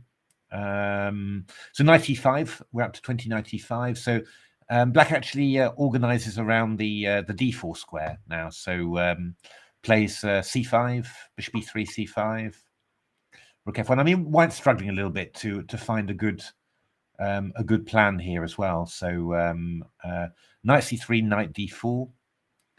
Bishop d3, rook bb8, f4. Yeah, but somehow, yeah. I mean, that knight on d4, it looks nice, but it kind of I'm not quite sure. It does look nice. It does look nice, but I'm not 100% sure what the next, you know, what the follow up is with that knight. So, you know, if white gets in f5, and I think we definitely got to consider it now. Then you know, that knight on d4 could just be useless somehow. I mean, king h1 looks like a very reasonable move, to be honest. Now, okay, rook c1 is also quite reasonable, but I would have gone king h1. I mean, simply with the idea of at some stage playing f5, and then bishop takes d4 and he takes f5, that sort of thing. You know, and so yeah, I mean, black's got to decide what he's going to do about this. I mean, are you going to try and play f5 now? It's a little bit risky. I mean, it's, you know, white's queenside structure is very solid now. You've lost all your chances against that. So yeah, I mean, I like white really in this position. I think so. I think black's going to have to do some defending here because I'm not quite sure about the potential in black's position. You know, I mean, good to put a knight on d4, but what's he doing after? What's your next step? And whereas with white, I can see, well, we're just going to keep on going around and prepare f5, you know, go king h1 and maybe queen f2 or some stage or something like that. Knight d5 is another possibility. You know, what are we going to do with black? And I'm a little bit nervous about that. I would have liked, for example, that bishop to be on d7. Do you think black could block with f5 to stop white's plan? Yeah, it's a bit risky. It's a bit loose now, you know, and when you go f takes e4 after the knight comes to e4 to g5, I'm a bit. It's he's done it. Yeah, I mean, I think I'd rather do it than not do it, you know. But just this move, for example, queen d7. I would have maybe liked to have a look, or you know, you could consider seriously whether to play bishop d7, which is actually quite similar to what Keith did yesterday, actually. But after f4, bishop d7, in order to force through a4 and get some counterplay, you know, that sort of thing. Or even when the rook was on b4, you know, black played rook bb8. Even to consider playing a4 there, you know, and just sacrifice the exchange to get some play. Just I thought he might be going for a4, I must say. It's just a little But bit. I'm sure he still will go a4 at some point. Yeah, I'm sure that'll happen at some stage, but just a little bit. I'm a little bit nervous for his position, but again, I think I'm also just I think it's because partly as well I haven't seen my plan, the plan I wanted, so I'm assuming then that it's not so good. But I think f5 was played at the right moment. That was my plan, f5. I like it. Well, there we are. So f5 was played at the right moment, which I think had to be played. I'm a bit nervous. It feels a bit loose somewhere, but maybe it's fine, and maybe Black's just still in time to do that. I mean, I think both sides have sort of struggled a little bit to find a good disposition of their pieces, but basically now we've sort of got this position. Everyone looks a bit reasonably developed, and we're going to see how the fight continues. Okay, we need to see Bogdan. Bogdan has won against Ferrari fan. It was looking promising, wasn't it? Can you remember where? Oh, good lord! Yeah. That was wait a minute. It was a bit higher. So G takes H3, Rook G3. Yeah, that was the 17 G3. G3. There we go. Yeah, so we were saying Knight G4 was probably winning, which I think it probably was. But Bishop G4 was played by Bogdan. You also can't argue with this. Bishop F3. Queen F4, H2 check, takes Knight G4. There, vicious. G5. Yeah, this is pretty good. It's a little bit, yeah. He's taking on E5, and it's pretty good. Queen G2, Queen G7. He can play Queen G3 if he wants. Queen G7. Why did Bogdan play Queen G7? I wonder. Don't know. Maybe he forgot about Queen G3. Oh, he's trying to threaten B2. He's threatening Knight D3 and Queen takes. Yeah, but just after Queen G7, I could go Knight C3. So I just sort of wonder. Yeah. Yeah. Why wouldn't you just be a 10? Well, yeah. I don't know. I'm not sure. Yeah, I'm not sure. No. But anyway, Bishop B2, because I mean, White's covering F3 now and everything, so it's just really it's a bit strange. But okay. Chop. King H2, Rook G6. Knight C3, castles. I think I preferred our lines, but still, this is still quite tricky. F4. Ooh. Yeah. I think White maybe he just had to accept that you're going to be a pawn down somewhere and go Rook G1 and just try and survive that, because this looks quite risky. Knight G4, King H3, Knight F2, and took on there. Okay. Rook F1, but this is clearly winning for Black. Just exchange up, and White's pieces, really badly coordinated.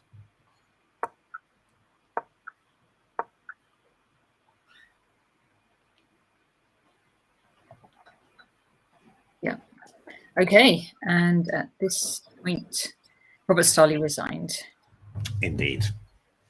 All right, and there's actually one more has finished. We didn't see this. I don't think we saw the end of this Slow Sloth. No, we didn't. You're right. Yeah. So it was after F5, so a little bit lower. There we are, F5. Yeah. So Queen F4. Oh, yeah. And we thought this might give White chances if it goes wrong, but it's also quite. It went right. That's the Queen H6, F4. And this was pretty big. Oh, that was quite Queen H4, F3, E3, and Black resigned, White resigned. Okay, yeah. I mean, Rook E5 takes H5 is coming in. That's the big, problem. So I mean, that Queen is trapped. Yeah. Oh, and nice. Look at that. Nice sportsmanship in the chat. Good game, well played. That's great. Very nice. Okay, we will now see Fullbrooks against Nutflush. Ooh, so Nutflush is definitely pressing here. Yes, we did see the start of this, didn't we? Indeed. So we saw it up to 92, 1092 just being played when we left. So C5. Short castles. Actually, that's Victor Bologan who spoke like that, and he actually did a video on the Nimzo. So he probably said, in this very position, I think, short Gussels. So rook c8. That was one of the videos that sent you to sleep, wasn't it, Natasha? Sorry, that's confidential information. Yes, it is. Yes. No, because I think I recommended it, didn't I? I said this is quite an interesting video on the. But all chess videos send me to sleep. That just means I'm concentrating hard until the moment I fall asleep. It's yeah, I always quite enjoyed Victor Bologan's DVD. So as well, so b3 was played, h6, yeah, takes c takes d4, queen takes d4. It's quite uncomfortable for white. I always find in these systems, you're doing all sorts of things to avoid the pins. This queen on c3 is vulnerable to all sorts of tactics. However, if you survive, then you've got the two bishops. That's the big prize at the end. So, but here, Queen e7 played, Rook fd1, Rook fd8, Queen b2, Knight c5, and here, presumably, White was a little bit worried that after Bishop c2, we'd go d5, and the c4 pawn is pinned to the knight on e2. Yeah. So he played the move Knight c1. Which really feels very, very ugly, I have to say. Still get d5 anyway. Yeah, so he went d5 anyway. I was wondering whether you should go g5 first, but yeah, d5, why not?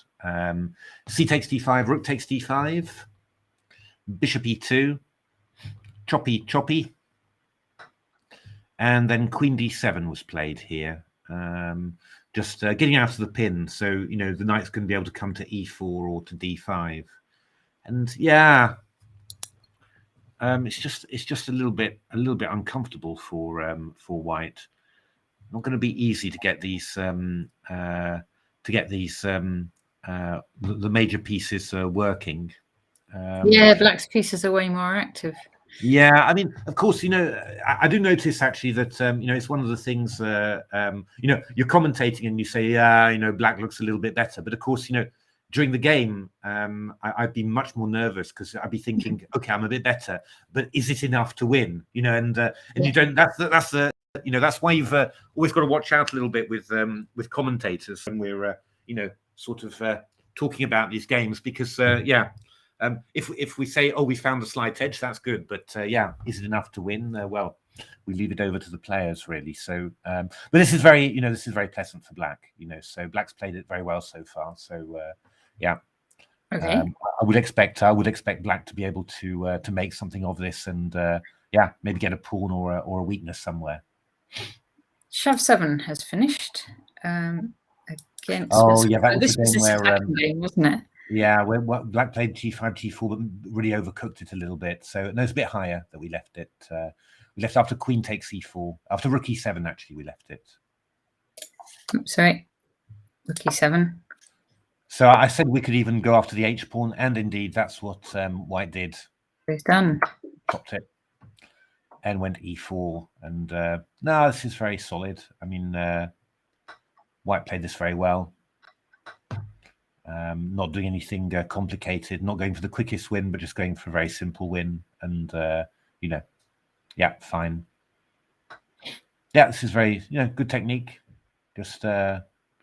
Just drain the life out of the position, basically, and just remove any hope from black that Yeah, 3 pawns up now, so black resigned. Black resigned. Okay, right. Where do we need to go next? What about Dandy-tastic against Gunslinger?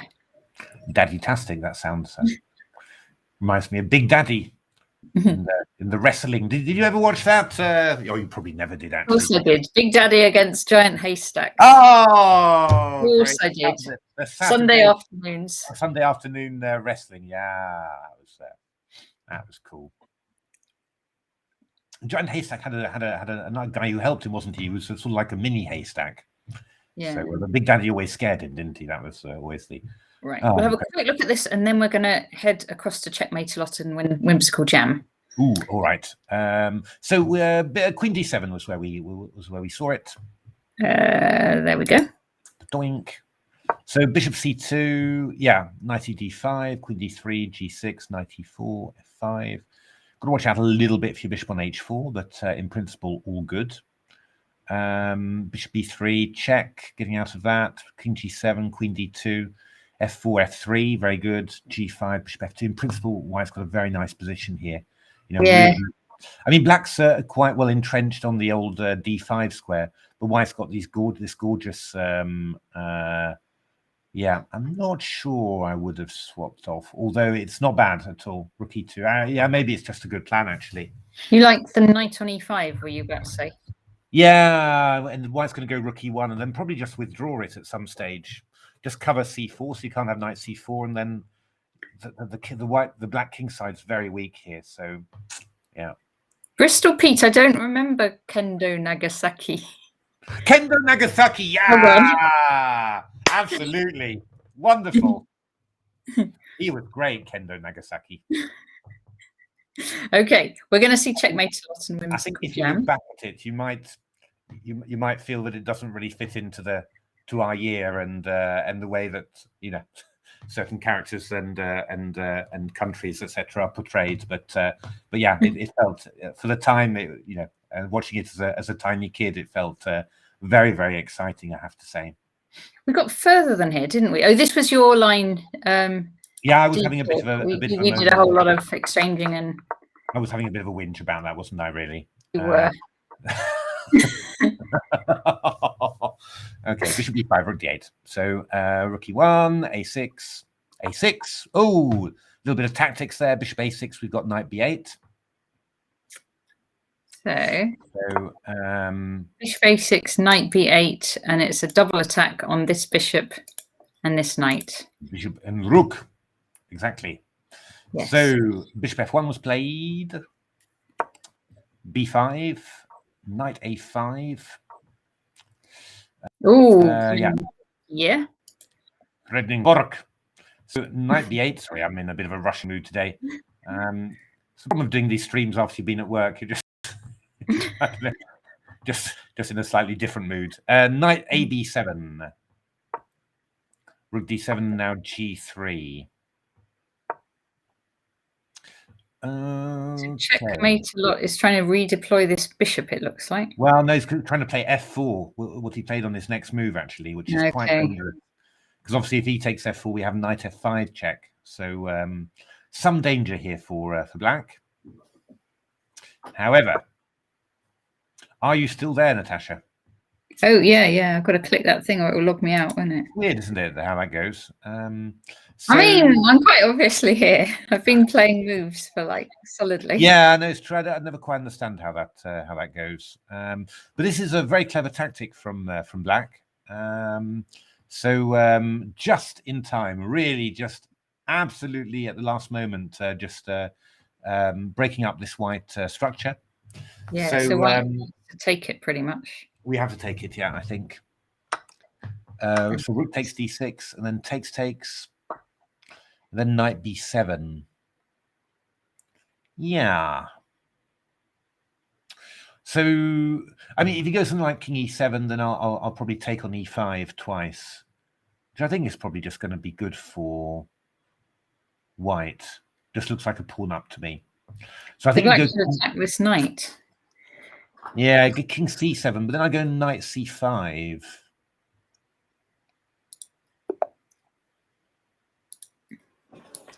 King c7, knight c. Whoa, knight c5. Yeah, now this is a bit of the question. You could play e takes f4, maybe. Let's go knight takes e6. Oh, let me think. Thinks Peter's had this exactly the same before. Oh, really? Or the same tactics? Could be. Yeah, I mean, in that book that I mentioned, the Steamrolling the Sicilian by Sergei Kasparov, he showed about 5 games which all look virtually the same. That was it was a bit of a funny thing, really, but all with the same ideas. But I would have thought that after rook takes e6, that yeah, you could go rook d8, couldn't you? Yeah, then I go bishop d3. And then f3, try and queen it. Well, then I've got rook f6. I mean, you're not going to queen that pawn. And then h7 is hanging as well. The point is you've got a lot of pawns hanging. I think, what I could imagine you ending up with is white with two connected pawns on the queen side and you struggling to hold it, really. So I think, yeah, this just looks quite nice for white, I would say. Yeah. I wouldn't. So what would you do if you're black? Take on g3? Yeah, probably take on g3, and then yeah, and then maybe I go takes on. You take back, of course, and then maybe rook d8 here, bishop d3, and then rook g8. Is that an idea? I'm just trying to make sure that I that after rook takes f6, I can go rook takes g3, for example. But I can play moves like I can simply play a3, for example, even simply, and then you go, and then I'm if you go rook g3, I go rook a6, and all three of your pawns are hanging, b5, f6, and h7. So you're going to be very lucky to get away with with holding all of those. So, yeah, and I don't know, and thing is, trying to queen against opposite coloured bishops is quite tricky, because you can't force the pawn through. And then if white's got 3 connected pawns on the queen side, I think it could be quite difficult. So I'm not sure. Maybe there's something clever for black, but if it's going, just my initial impression about how this is going is that it's getting quite difficult for black. Okay. I mean, I would have thought maybe that black should really be after knight c5. Maybe black shouldn't be going for this ending, unless there's something clever, and should maybe be just trying to sacrifice a pawn and play with the 2 bishops. That would be my. Yeah, that sounds. Maybe bishop c8. Maybe bishop c8. I don't know.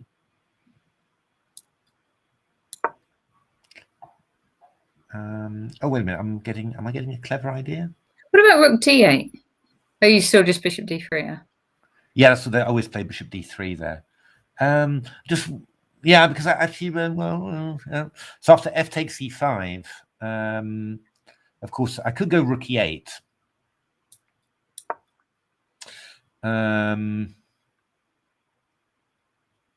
Yeah, I mean I could go bishop d3 always. This is a bit irritating. The h7 pawn is dropping. I could also just go knight d3 as well. Instead, and claim knight d3, and then claim. Well, I'm going to be a pawn up. Yeah. I mean, there's maybe something clever though. Just thinking about it, because no, it's not going to work. I was wondering whether I could go bishop g4 here, with the idea of meeting fe with bishop d2, maybe. Sorry, fe bishop d2. And sort of hoping that that I'd manage to, for example, if you go rook e4, yeah, and then I go f5 maybe, and you go rook d4, and I go bishop e3, and you go rook d7 check, and I go king c6.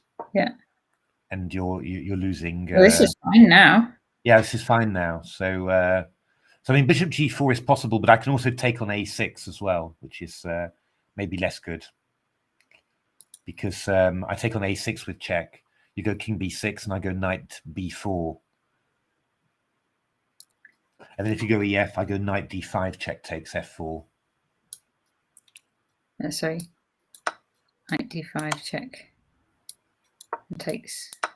For example, I mean, even knight f6 is conceivable. So I don't know. I'm not sure, but I think that this is quite a crucial moment now, and I think that black's. I think that black's right. a little bit on the cusp of being worse there. But okay, there's a question in the chat about the results from the junior tournament, which I can get you. Just going to take me a moment to get it to you. It's on chessresults.com. Right, let's look at Mickey's, and I'll put you in a position, and then I'll find those that link for you. Whoa! What has happened? Right, where did we get to with Mickey? Yeah, b5, b5. b5. Sorry, here. Indeed. So bishop takes b5. Knight takes b5, cb. And well, yeah, we wanted queen h5. I mean, that's the one. But Keith went queen b3. And Yeah, we will look at this one. yeah, Keith went queen b3. And what you knew was going to happen did happen. The queens came off. No, not that. Unfortunately, rook c4 was played. Bishop f1, but Mickey is obviously, this was Mickey's plan. Really, he had no intention whatsoever of. He's just going to give up that exchange. Yeah, but it's a very sharp position. This very, very sharp. I mean, yeah, rook b1 was played, a6, and now bishop takes c4. So Keith forcing white to take with black to take with a d pawn on c4. So now he's got his big pawn center here. Yeah. So interesting. h4, a little bit of alpha zero from Mickey. Yeah. We saw Keith doing that the other day. Rook bd1, but this is very, very fraught. This is really very exciting. e4, h3 from Mickey. Yeah, I think that's a good move. f4 from Keith. Keith's going for a big center here. Bishop b4, rook e2, rook d8. Ooh, okay, and now f5 from Keith. Well, now there's a sharp position to look at.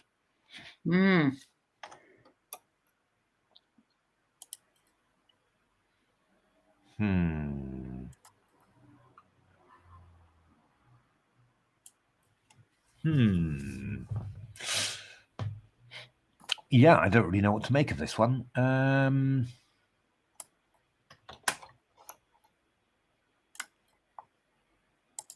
Yeah, so I mean, after bishop c5, threatening bishop takes d4, but yeah, I mean, I guess I'll just go. I can go king h1, for example, or yeah, the kind of thing that you're wondering about this position is hi Gui.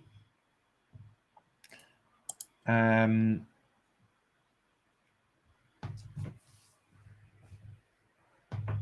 yeah, Duda beat Magnus, indeed. Absolutely. That was quite thrilling this today. So f5. Oh dear, what are we doing here with black? I'm a little bit stuck for thoughts here, really. It's just quite hard for black to increase the pressure on white's position. I mean, if I go bishop c5, I just go king h1 simply. And after bishop d4, I've got rook e d2. And I pick up the bishop. So not very clear. Maybe king f1 is even better. So f6 from Mickey. Just trying to hold back the pawns. That's probably a pretty decent way of playing. So Mickey's given up the exchange for pawn. Yeah. His pawn's coming down the queen side, and Keith's counterattacking in the center on the king side. Yeah, I mean, what I'd really want, pardon me, from Keith's point of view, I think is to get the white queen active. I mean, that's the thing that's really lacking at the moment. The queen's on c2, it's a bit passive. So I mean, a move like queen c1, for example, would be the sort of move I would be looking for. Just queen c1 and then trying to bring the queen out to f4. That seems quite decent. Maybe queen c1, king f1, get the king out of the dark squares, and then go queen f4. Yeah, I don't know. I mean, it's not easy. It's certainly not easy for white to make progress here. I mean, you certainly don't want to go d5. So you might want to go e5. But then after e5, yeah, I mean, your center becomes weak, and also the a8 h1 diagonal is opened, which with that pawn h3 is quite irritating. Yeah. I mean, you could even consider going king f2, f3, g4 takes h3, to be honest. Which is kind of a reflection of the fact that I'm not quite sure what black is doing either. What is what is Black's plan here? But maybe Mickey will just put the queen on f7, maybe, and it's, I don't know. Is he going to go a5 or something and try and? Yeah, you'd have thought the queenside pawns need to come, don't they? Yeah. That is sort of possible. Or bishop c5. Yeah, I can just go. I think I can just move out of the way. I can just go something like king f1, and then if you go bishop d4, I just go rook e d2 and pick up the bishop. So the threats aren't really there yet. So I don't know. Yeah, I mean, maybe I'd think of going queen c1, maybe, or a move like king f2, you know, and just try and get my my king a bit off the back rank and a bit more active, a little bit more forwards. Going to be a tricky one, but Keith's got quite a bit of time, more than Mickey, so we're going to see. It's a very unclear position, you know. That's the key thing, and I'm not particularly sure what both sides should be doing. I imagine that White is better, and maybe quite a bit better actually, but it's, you know, in a human game, it's pretty unclear here, really. You know, it's the sort of thing you say in an engine game. I might well believe this, but yeah. Mickey's had a good long think, hasn't he? He's like actually behind on the. Well, I suppose Keith's a fast player, but he's behind on the clock. Yeah, Mickey behind is quite unusual. You know, I mean, Mickey's a fast player. You know, he doesn't spend time if he doesn't need to. You know, so I think it's obviously a tough position for him as well to work out what he's doing. Yes.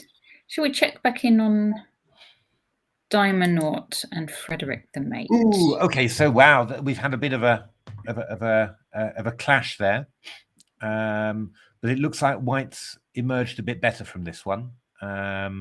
Big control of the light squares, extra pawn, very solid. So yeah, in principle, White's got at least a clear advantage here. Not going to be easy to put it away, because well, both sides are sort of playing along each other, you know, and yeah, actually that pawn f5 kind of hinders. It makes White very solid with the bishop on e6, but it hinders any attack against the h7 pawns. It's not going to be so easy to put that all away. But h6. I don't like that one very much. White squares are a bit weak with that. Yeah, you know, I mean, you go rook h3, you'll have to go bishop. You're going to have to. You might have to move your bishop to g5 at some stage to defend, and that's not really what you want to do. I think on h7 you were still pretty solid, I think, but okay, you know, we'll see how that goes. But yeah, I mean, I think it's easier for White to play and harder for Black to defend, you know. So yeah, it's going to be a tough one for Black, but we'll see how that goes. I don't think we saw this game at all, so let's just let's do a really quick. It was quite dramatic. It was I'm a Pickle who he lost to Mark Headland yesterday, didn't he? He got in a Marshall. We saw that game. So Aurora. Yeah, we've seen her playing the system quite a bit with a bishop on d3, pawn h3. It's quite a trendy system. This was a little bit difficult here. Black getting lots of counterplay, so a little bit tricky for White. Queen h4. So she's got a pawn, but Black has a lot of counterplay. Yeah, Black's getting the pawn back there. But okay, you know, you've got out of you've castled. You're vaguely safe now. So you know, now you can start playing on. That was a bit of a careless move, I think, to just give away the bishop pair like that, and also to give getting the d6 pawn is not totally clear. Bishop d4, well, quite a bit of counterplay, but somehow White can defend by taking things, which is oh, and this was okay. Yeah, king h5, rook h7 mate. Sudden end to the game. Well done, Tashika Aurora. Yeah, and the only other one I think that we didn't see yet is Ahmet Abbas against Gil. Oh, good lord! Should we whiz as well? Looks like it was a bit of a hack from Amir. Okay. A Trompovsky. Oh, the old style Trompovsky. Oh, you don't see these very often with F3 G5. I think I've played this one against Julian Hodgson himself. No. Yeah, I'm pretty sure. Yeah, Jules never played Bishop H4. Bishop F4 was his big. He's done. No. He has. Has he played? Okay, maybe at the start. But this would be in some kind of, minor rapid play 25, 30 years ago. So Queen E2, yeah, got a little bit. It all got completely random, didn't it? But somehow White's very tied up there. That was a good bishop on D5, wasn't it? And then takes. Okay, check. Queen H4, Rook F2. Picks up. Rook G8. Everything's sort of. Somehow that pin was quite nasty. If White had just had the king castled, it would have been better. But Rook E2, Rook B8, C4, check. Missed that, and then Queen E2, and Okay. So now should we check in on checkmate a lot? Oh, equal position there. Extra.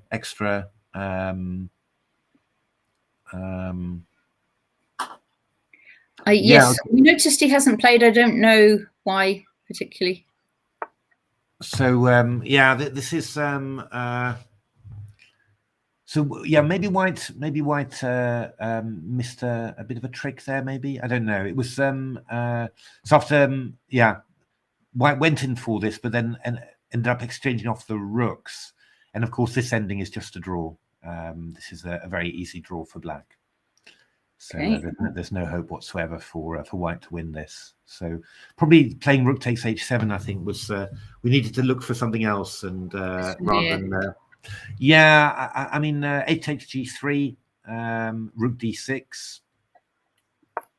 So this was a good defense, but I'm thinking that you should maybe have just gone Rook E8 or something, or maybe even Rook E1. Not after Rook E1 instead of Rook E7, and then it's not important. I mean Rook E1, and then afterwards you're threatening to take on H7, and if Black goes Rook D7, I go Rook H1, and I can pick up the pawn with the rooks on the board. That's the idea, and that's maybe better chances. But okay, well defended, Whimsical Jam. Hebs against Tactic Monster. Oh, we should probably have a look how that went because where were we? So a C6 was played.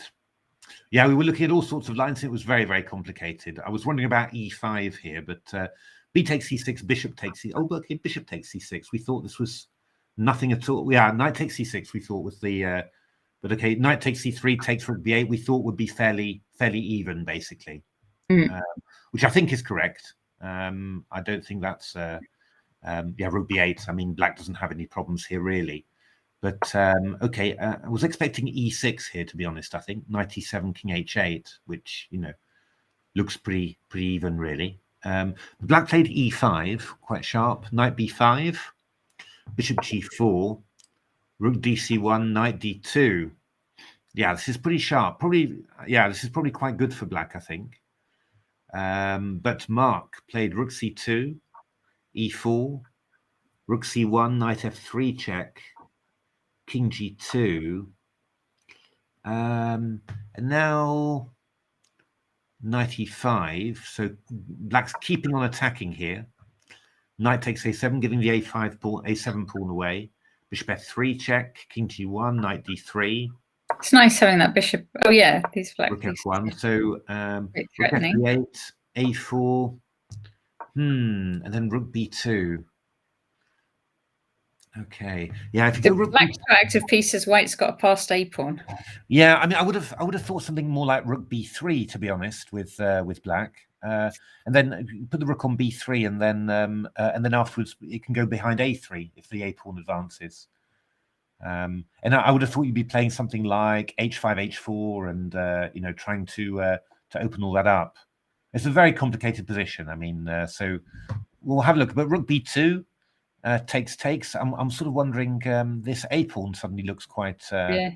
quite worrying to me, and I'm wondering how you're going to stop that.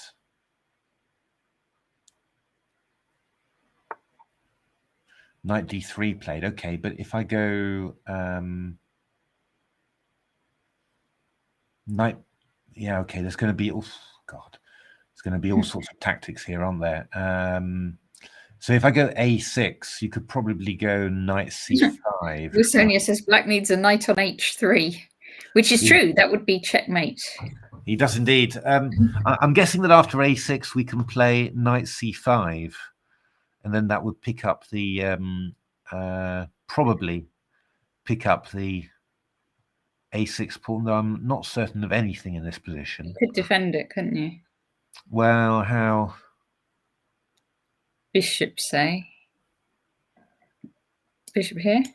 Yeah, we've got bishop e2 always. That's the thing. And then I'm hitting the pawn on a6 and the rook on f1. Yeah. I mean, the other idea for white would be to play. Well, I mean, I've got a couple of nice ones. I could play knight c8, for example, which appeals to me enormously. Clearly, black can't do that because of check. Yeah, so you go knight e5, for example, and then I go knight. Probably I go knight ce7, king f8, and then I go a6. And let's hoping I've calculated this right. If you go knight takes c6, I go knight takes c6, rook takes d5, and then a7, and then you can't stop the a pawn. Because the knight's covering that square and that square that the rook could use.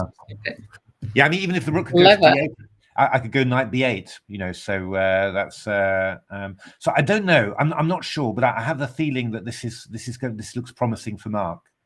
I really have the feeling that there's or I have the feeling that black's on knife edge, put it that way.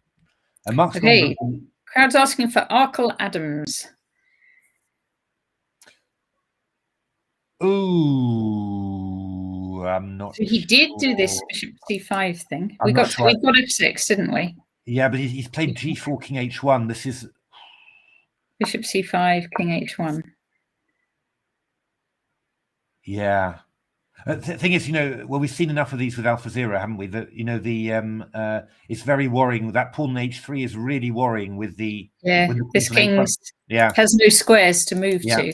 That's right. And that's so why mated here and here and here and along the diagonal. It's why I was thinking of playing king f2 to f3. You know, just get ahead of that threat. So queen d6 was played, rook ed2, and now the question is, can the queen just come into f4 or something? Well, I think black's definitely got some sort of perpetual, right? Probably, or black's going for a win. Yeah, of course, but you know, let's be we've got to be realistic as well. Just having a little think here. Before pf2, not clear. I mean, queen f4 is the obvious move, right, for black. That's. But then there's a couple of not particularly clear points. So if d takes c5, then I would have thought that queen f3, king g1, queen g4 check is just a draw. I can't imagine that you can get out of perpetual check here. You know, I mean, seems very unlikely to me. So here, well, 3, yeah. Here. Queen g4 again. I wonder if black can do anything better. Yeah, I don't think so. I thought originally that you should be able to do something better, but I'm not convinced. I'm not really sure how that happens. Check.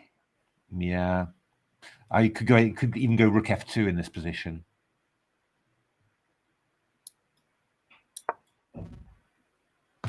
So yeah, I'm not sure.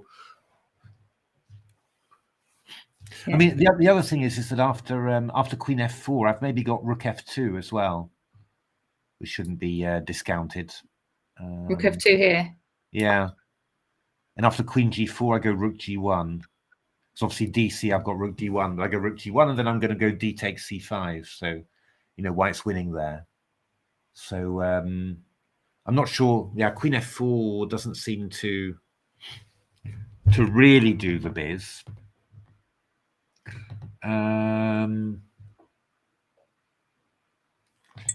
It's an odd move, Queen D6, though. I have to. Oh, they've agreed a draw. Oh, it must be a perpetual then. Well, I don't know. Did Mickey offer a draw after? Let's have a look. Can you have a look at the game? Yeah. Oh, yeah, he just offered a Rook F2. Oh, they repeated. Bishop B4, Rook F2. Okay. Interesting. Yeah. Okay. Yeah, I think maybe Keith missed a trick there by putting his king in the corner there. I think he could have moved it up and got ahead of that, and I think he had an advantage there. But okay, great game. Well played, everyone. Oh, Peshka's a great. They've both had 2 draws so far, haven't they, in the tournament? Right, so they're kind of, they've got to match each other's scores now for the rest of them. That's Peshka. Indeed, he has won that game against Chris Duncan. Yes. So, we saw B4, 15 B4. That's where we saw the 15 B4. Exactly. So Knight A4 was played. Yes, this was this. Yeah. This was short of time. Yeah, Queen D7 was all what I was vaguely looking at here, but Chris went there. But this is but then White was just exchanging off the queens there. Well, actually, come to think of it, this is not so bad for. This was not such a bad solution, but I think that Chris probably got quite short of time here, where you can see he's only got 1 minute left. I mean. Well, this knight on G4 is a bit awkward, isn't it? It's actually Rook D1. Yeah, I mean, White's just a bit better here, which is rather annoying if you're short of time afterwards. And, Peshka playing with a great deal of tricks and trickiness, really. And then this was gone. I think it was, it was just good practical play from Peshka there, I think, and really just...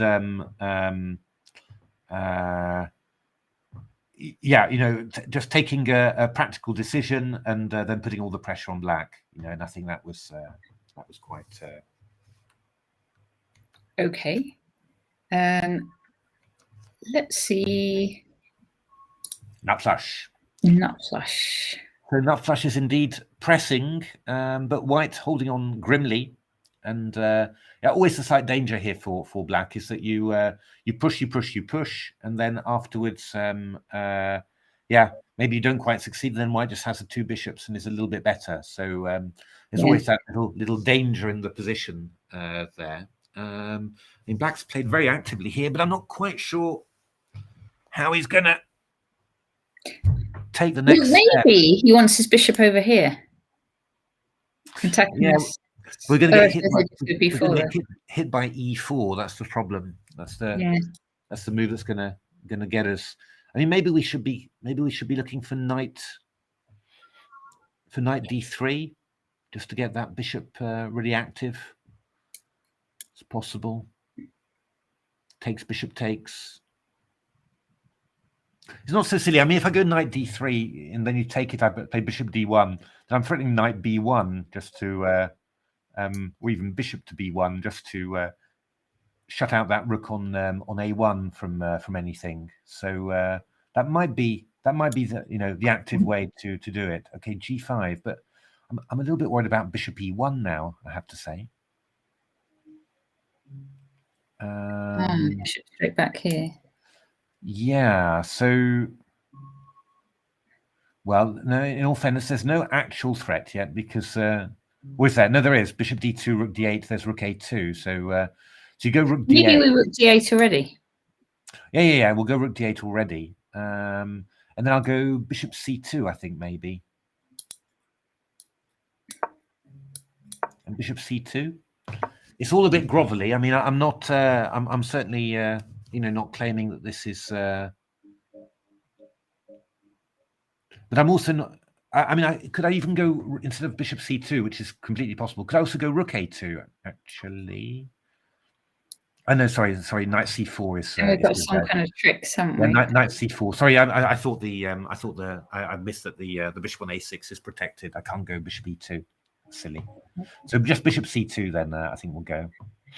Yeah, because our knight really doesn't have squares. No, and I'm going to come in with king f2, and I'll maybe go rook a2, threatening bishop d2, bishop h7. I'm not sure. I've got b4 coming in as well to chase the knight back. I'm a bit worried, to put it that way. I'm a bit worried about. Sonia's coming up with a line for Mickey. So, do you want to have a quick look at that? Yeah, great. Let's have a look. Because Will Sonia is toast powered. So we were looking at. I don't know if it still has our analysis before, but we were looking at queen f4 in this position, weren't we? Yeah.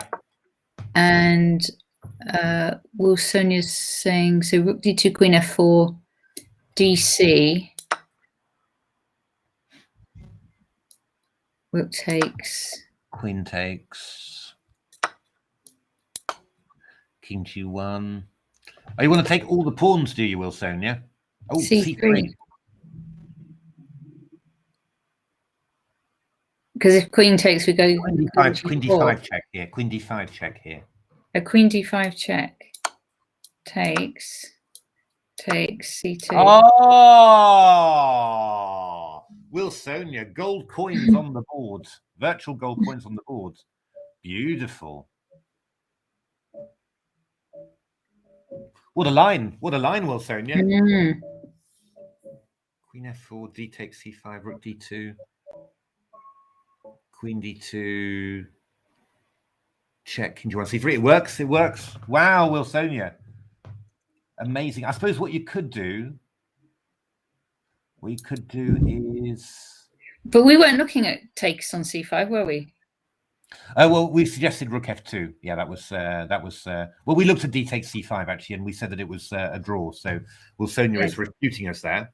Okay. We will forgive Will Sonia though, but he's refuting us. Yeah,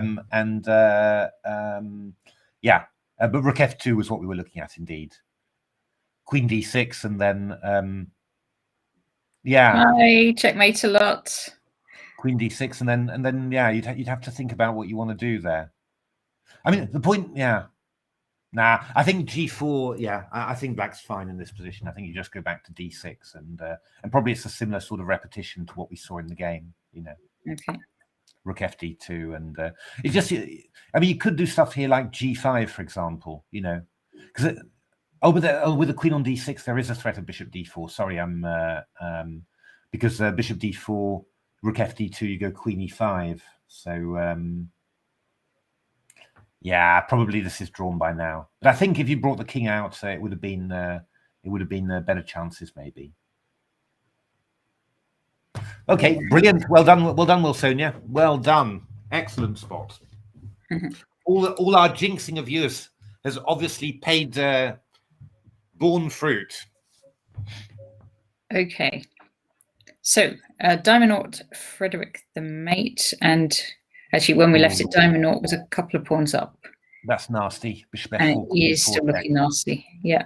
Yeah. That's probably just winning for white there. Okay.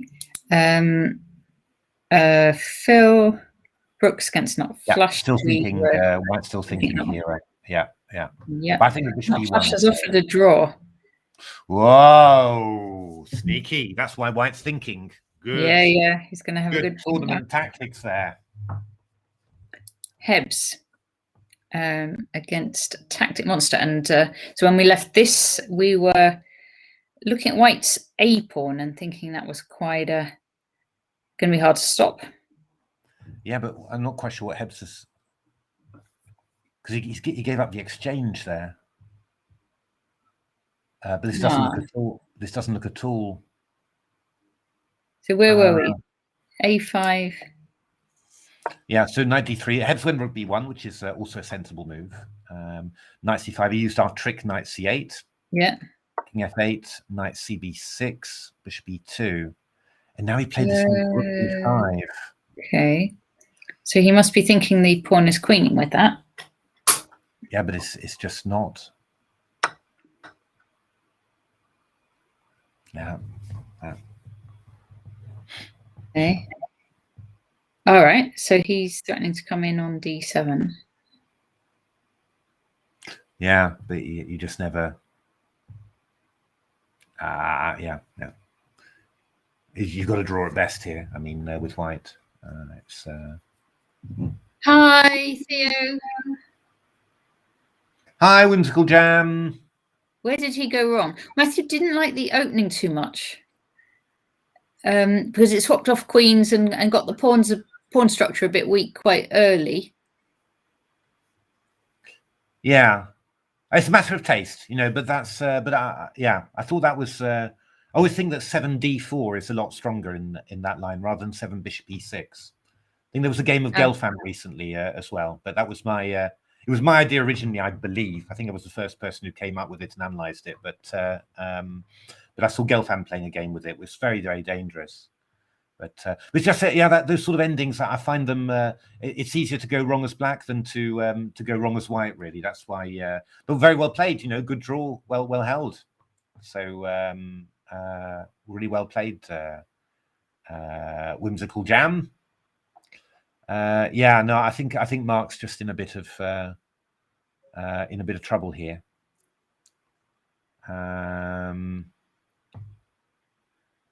So yeah, I don't know what to say really, but it's just there's no you can't force that pawn through. So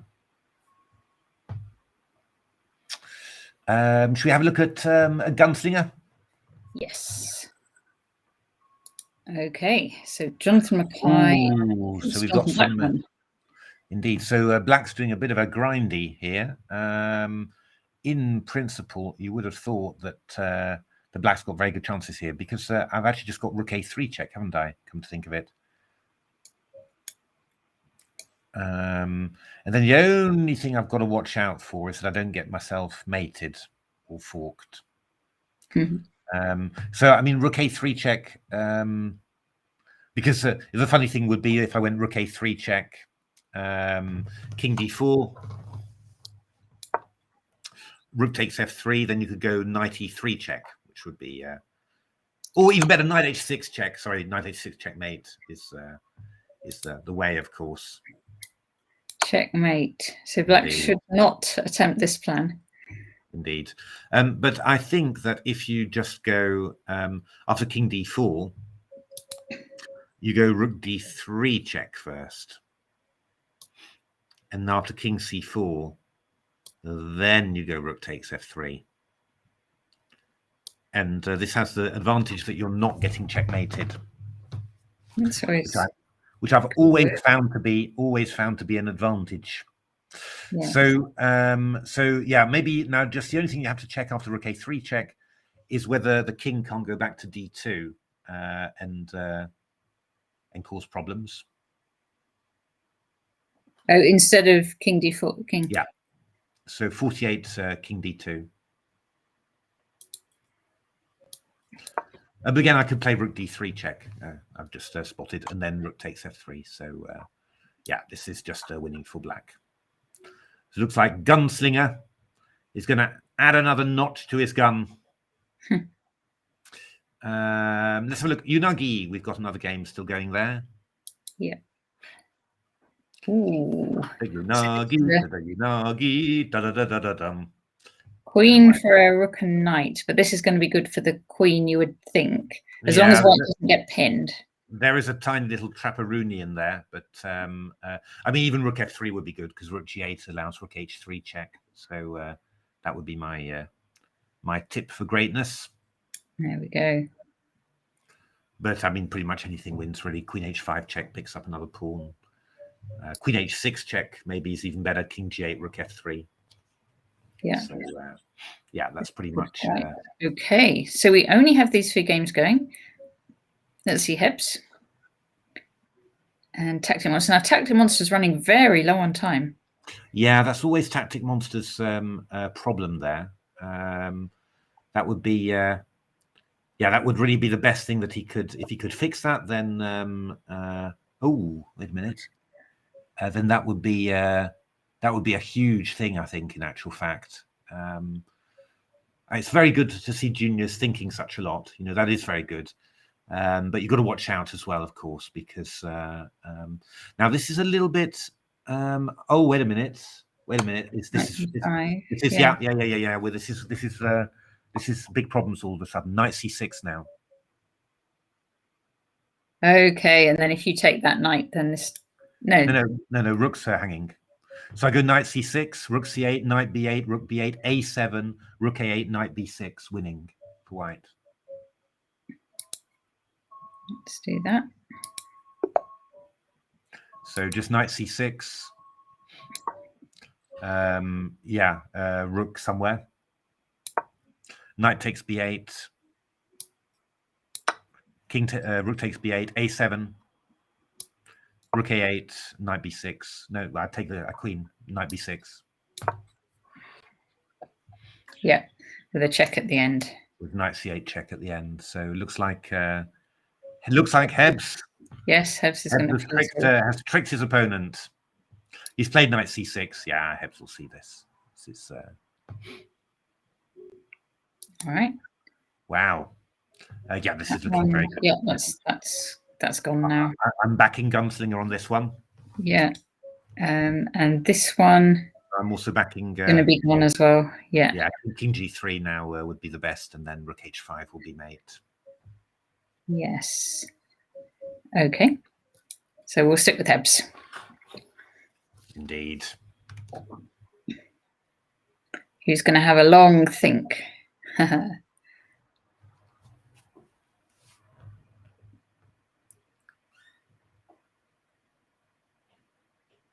Okay, so I'm going to just see if the results are up actually. That's a really good one. Yes. So we had that draw on top board to take Keith and Mickey to 4 points. And actually, we have some other people on 4. So Bogdan won his game to get to 4. Yichin Han also has made it to 4. And those are the 4 players on 4. Yes, a tough old tight old tournament there, isn't it? Yeah, and 3.5 is Paul Dargan, Ian, Johnny Payne, and Gerasimos. Indeed. I'm just wondering whether Black can. Maybe what Black can do is to go a7, then play the rook. Let's say to h8. I'm not quite sure where the rook has to be, so let's play it to h8. Then you go knight b6. And then but I think my brilliant idea is not working. Nah, this is just winning, I think, for Hebs. So okay, just like we saw before, you can't. Oh well, wait a minute. No. Knight, because there's king c7, knight takes a7, king b6 is still possible. Okay, I go bishop c4 simply. King takes a7, bishop f7. That's a winning bishop and bishop versus knight ending. But Black's just. I think Black wants to stop the game now. Oh, no, there's the fork. Yeah, that's right. So bishop c4 now, that's what I was saying. Yeah. Knight c8. He's going to fork e6. Yeah, but why?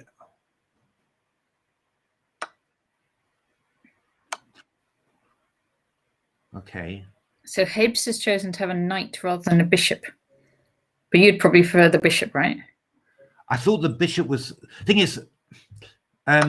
this way, I brought the black king back into play. So, you know, the king's back in the center there. Whereas if I took with the bishop, the king was on a7 and I was grabbing black pawn. So I was sort of thinking that, well, I'm going to have about 3 or 4 tempi to bring my king up. This is not. I don't think this is winning. Oh goodness. Okay. Oh, it's very difficult. I mean.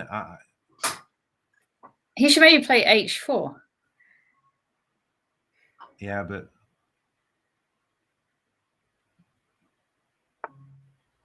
G4. He's going to bring his king out via G3, I guess. Yeah, but I mean, the thing is, we put a knight on D3, you know, and we're attacking that pawn on F2. You'll have to play F3 in order to you know, get rid of the. I don't know. I mean, it's just it just seems very complicated, this position. Whereas I thought, you know, I thought that going bishop C4 and having the king right on the side, and then we take the pawn and then we just bring our king in, you know, that was just going to be an easy win. But what you do have to say, though, is that black is very, very short of time. So, you know, this is going to be quite tough. But I think this is not a bad move at all, probably. It's a bit risky, but we're just going to bring the king round to, bring the king round to E6, F5, play the knight to D3. And then White's going to have to really struggle to make something of this, I think. What about G5 for White? Yeah, king E6. Yeah.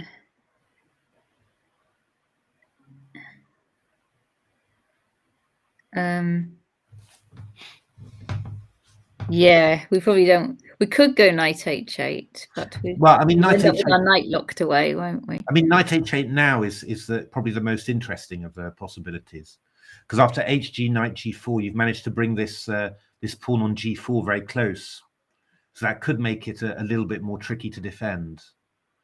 This is what I'm wondering about, because I'm going to go king. You go king G2, I'll go king E6.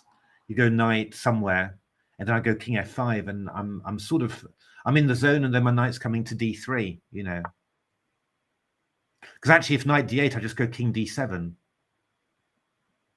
I mean, you can't. Your knight's not actually getting anywhere, so you have to go there, and now go king F5, and okay, now go knight D3 simply. You know, and I'm kind of, yeah. I don't know. Yeah, I mean, knight G3, king G3. Yeah, okay, but knight E1 maybe then. And then we can go knight F4. Yeah, okay, but I go knight F3 then, or now take on H. No, yeah, sorry, I mean king G5 right. Or something. I don't know, but I'm not sure. I mean, it's just I just have the feeling that this is quite. I mean, maybe even yeah.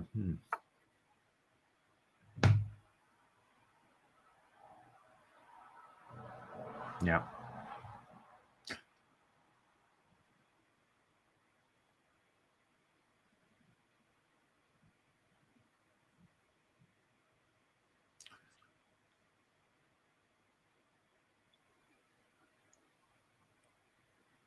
So, okay, it's the last round, last game remaining. Round 5. Yeah. And it's Grandmaster Hebden against English junior Arjun Kalani. Yeah, the interesting thing though is actually black was in Zugzwang there actually, crazily enough.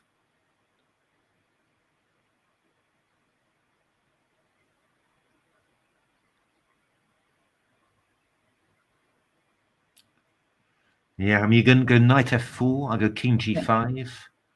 You'll go H4, and then I go king H6. And then I'm going to find a way of attacking your E pawn. Yeah, that.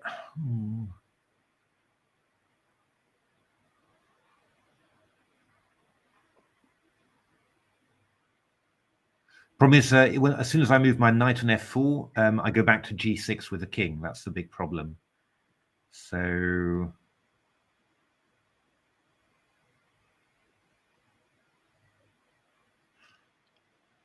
And then. Yeah, I mean, maybe king G5, H4 check, king H6, knight H3 is an idea. Because then I'm defending F2, and I'm threatening king F4. That's possible. Should I put a board? Yeah, I could put a little board up. So H4 check, king H6, then knight H3 here. So if you go king g6, and I've got king f4, and I'm covering. Yeah, I mean the key thing. I could go knight f3 always. This is the idea, but I think this is you just accept this as as good as it gets, really. King e4, knight h4.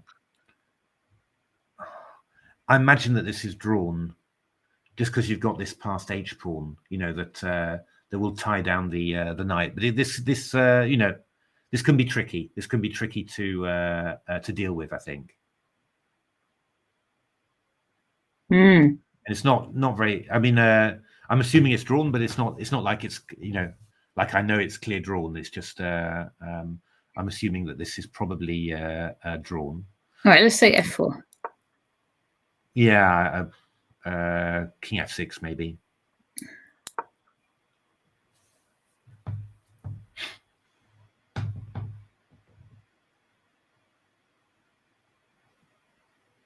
Knight in. Yeah, maybe knight f5, I suppose. We have to drop our king back, I think. Yeah, I don't know. f3. Maybe give a check on h4. Then we have to come back again. I go knight g6. Maybe. Or I go king f5. King f5 maybe is better. I don't know. Well, king f5, we could go king g3. I mean, it's difficult, right? I mean, it's a very difficult ending, but you know, yeah. I would have thought, you know, my feeling is that the black should be able to use that h pawn to distract the pieces. But yeah, it's going to be a toughie. He's played it, and Mark thinking now. I think knight h3. Okay, knight d5. But now we can go king g6. I think. Knight d3. That's not so good. We go knight f6 now. That's losing. I think we needed to go king g6 to meet king f4 with knight d3. Because White's going to win this pawn now. Yeah, White's going to win the pawn now. White's going to play knight f6, for example. And after knight c5, go king f4. Oh, knight d3 check's going to hit him again. Ah, okay. But this is quite... how's that one going to be? That's going to be quite interesting. So we should go knight f6 now, I think. Knight c5, king f4, knight d3 check, and then king takes e4, knight f2, king f5. And this is quite... the black king's awful in this position. So that might be winning for White, actually, I think. I think that's winning for White. King f4, knight d3 check, king e4, and then king f5. So, because I think I can control the knight simply, you know, that, I mean, knight d1 would be the obvious one. If you go e4, then I'll go knight e3 check. That's the idea. Yeah, okay. Then I'll go knight g2 check. And then maybe knight e3. I don't know. I've sort of forced you back a bit, and my king's getting free. You know, I don't think I want to. I don't think I really want that. So after knight d1, what I could do is try knight d5. I just control you like that, and I'm going to go e4, e5. That's going to get dangerous very quickly. So should we have a look at the game again? Just have a quick look. Okay, so this is happening. And Mark's a good in-game player, so obviously he's got the you know, the weekend tournament end-game technique. So you know he's used to winning. I would have thought he's used to winning these types of positions. He's got more time as well, you know. So I mean, I'm sure he didn't go for that. He didn't go for bishop versus knight because he was thinking it's the wrong color bishops for the rook's pawn, you know. So there are those sort of things. But I think I don't think you get that far. I think the king just whizzes in and you know, and you make it. But okay, king f5 now. I think Keith will play. Yeah. Hebs. Sorry. It's just thing and ending, and you just assume that it's yeah. So I think knight. Yeah. I mean, the thing is, e4, e5 is a really fast threat, you know, and I think that you really need to do something dramatic. You've got to shake this structure. If you don't give a check to the white king, then you're just never going to, then this pawn's just going to move all the way up. And when the king goes to g7, you take h5 with check. So I think you have to go knight d1 here with black, sorry. And then knight d5, we cover it. We don't let our structure get challenged. We go knight d5. And now it gets interesting, but so the king can't particularly move because we'd go king g5 and just pick up this h pawn. Yeah, I mean, if you go king g7, I'd probably go e4, I think. But when you do something like knight f2, for example, you're no longer threatening to check. I go knight f4 simply. So here. Yeah, and then I'd probably go knight f4 here, and then just take your pawn. And if you go king h6, then I go e5. Yeah. And then I'm going e6 after. I mean, this is just really dangerous, this. So it's yeah, this is looking winning for white. We've been seeing some amazing tight end games, haven't we, between the old guard and the new kids on the block. It's and so far the old guard have been doing all right in the end games. Yeah, no, that's right. I mean, they've been turning it round, in these end games. But it's tight. Wow, it's tight. It's you really feel how good these young players are. Should you have a look at the game, see what's happening? This is it. So what happened? King f5, knight d3. Okay, black went knight d3, e4, knight e1 was played by Arjan. Okay, that is a good idea. The idea being that after e5, you go knight f3 takes h4. That was a very clever idea. So Hebs comes back. Oh yeah, that was a clever idea. Ouch. That was a really good find from black. So what did he do differently? So we had I was going knight d1 to try and get a check on e3. I was basically, you're trying to get at the h4 pawn, and I tried to do it by d1, e3, g2, but I was getting control. Yes. But Arjan played e1, d3. He's gone d3, didn't he, first? Yeah, he went knight d3, and then after e4, he went knight e1. Yeah. And that was, and then you're bouncing around g2, h4. Yeah, that was very clever. That was very clever. So Mark's trying to stop him now, but this is... But actually, the knight's out now. The knight's out now, and king g6, yeah. Knight f4, he'll just go king h6. Ooh. So is this just a draw now? Well, I'm wondering how you make progress here with white. It's very hard because well,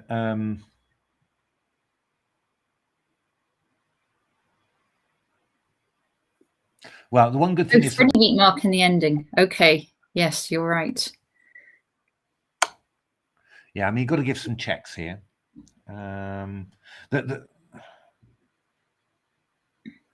Can we Zugzwang? We can definitely do some stuff with a bit of Zugzwang. I was wondering whether you should go king f3 and after knight e5 check go king e2 maybe. Was that more subtle? Not clear. I think Hebs is going to come round. Yeah, no. This was better what Hebs did. That was actually the triangle. But I think what we do now, we're going to go knight c4, check, king d4, and then knight d2. That's what we're going to do. After e5, we go knight f3, check, king d5, knight takes h4. We go king e4, knight h4, e6. That's not working, is it? I don't think so. This one's interesting, just stopping the... So now we go knight d3, don't we? Well, the problem is then the king comes in. The black king gets free. So king g6, king f4. Yeah. You're going to have to do it, whatever, but not clear. Okay, king f4 now. So then you go king f4, king f6. Well, I guess you go e5 check. Then afterwards you come with king e4. Yeah, because the king will have to either go back to defend the h pawn or try and stop this e pawn. The only thing is, if we give away the e pawn for the h pawn, it might still be a draw. Yeah, it depends a little bit where all the knight, but yeah. Okay, that's a clever move. I've got to say Black's defending it very well here. Because he's aiming for f3 all the time. So because playing king f6 was getting in, the king's getting in the way. But now if you go king e5, I've got knight f3. So he's sort of holding back the king. This is going to be very tough. I mean, he's on increments for years, and you know that that Mark is going to play this for forever. Yeah. You know, and this is the one thing that not the one thing, but this is one thing that the I'd say the weekend circuit gods like Mark and Keith, they're extremely good at. It's, you know, just keeping the position going, keeping you know.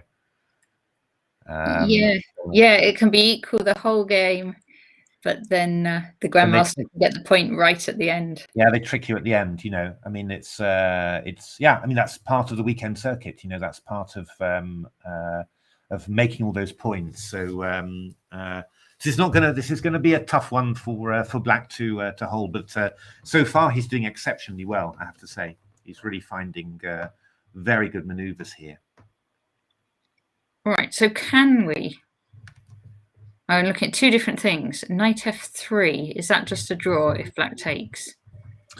No, I wouldn't have thought so. That should be a win. Simply knight f3 if you take. So okay, so knight f3. Oh, he's gone king e3. Yeah, I'll probably give a knight e6 check, and then your king will be forced back. I think. Probably, or a knight e2 check maybe is decent as well. So king e3. Oh gosh, Hellraiser is looking at this on the table base at the moment, and there's often only a unique move that keeps the draw alive. Is that really so? My goodness. Yeah. Wow. Now this one I'm not sure about, because this one's nasty knight d3, isn't it? This one's a bit nasty because we're threatening knight f4. And how are we dealing with that, actually? Are we going to have to put our king back on g6? Maybe. Knight e7, that's not right, is it? I go knight f4 now. Oh, and you can't defend the pawn. Well, no, the point is you're going to go king f7. That's the idea. Knight f4, king f7, and after knight h5, you go knight g6. That's the point. But you're now very passive indeed. And after knight f4, king f7, maybe we can just do something clever and subtle. Like e5. No, no, that's loud. Knight f5 check. No, when I was saying clever and subtle, I meant something like king d3, for example. Just stay out of range, and or king f3. Ooh, is that? I don't think that's right. I think knight f4 was pretty good, you know. Oh, was Black going to go king e5, knight h5, knight g6? Yes, he was. He was. Yeah. Okay. Knight g6, knight f3. Probably okay. Knight f3 looks quite nice for a knight. It's just a bit passive. King d4.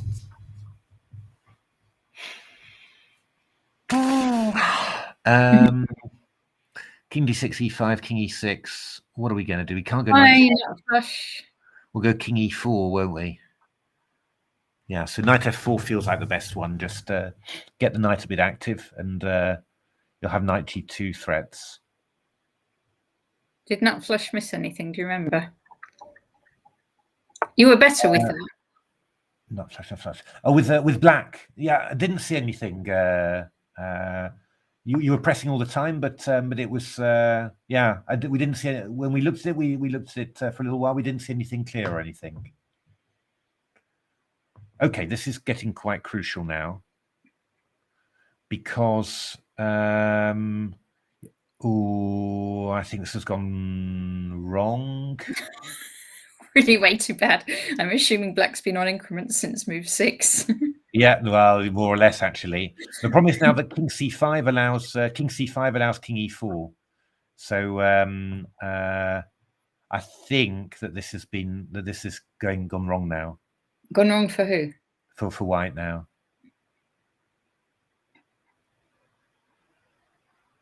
I mean, king c5 allows king e4. If you move your knight to g5, I'll go knight g6, e6, and then I guess king f6, which I think is just a draw. Because king d5, I go knight h4. Yeah. Yeah, I think this is a draw now.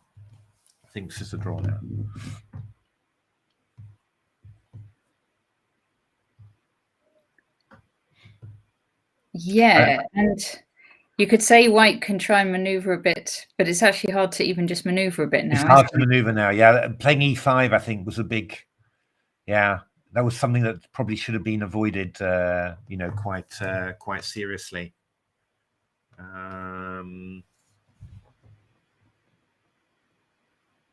So we can't come back to e3 because knight g2 is going to.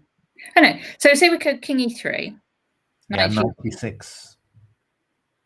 So again, knight e6. G6. G6. Yeah. Yes. There's not much possibilities, is there now? No. I think it's all gone wrong, I'm afraid.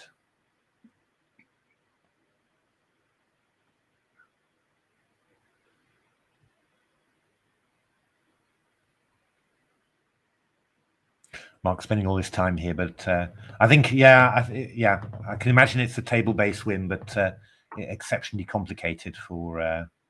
This is the best try, I think, but I think we go knight g6 now. Yeah. All right. So then e6, king f6. Yeah. And otherwise, we have to just go back to f3. Then king f4, and we just probably. I think you're already drawing. So I think there now king f6 is the move. Yeah. I have to say, I think black's endgame play was pretty good. Was really pretty good. I mean, you can also, after. I think, black was probably winning and then blundering and then holding it together like that. I think it's very impressive. So knight takes h4 here now is fine. I mean, probably even actually knight f4, king d6 takes on e6 and king f5, I think is also working, but this is obviously clearer. So Heb should just offer a draw before anything else happens. Heb should just yeah. Well, I mean, no, wait. So king e7. Yeah, king e7 here. Knight g3, knight g6, probably. And then we can go knight h5. Yeah, knight f8 then. Knight f8. There's not much to do then. No, and if knight f5 check, I go king f6 simply. So, I don't think there's much to do now. Should make the draw now and live to fight another day.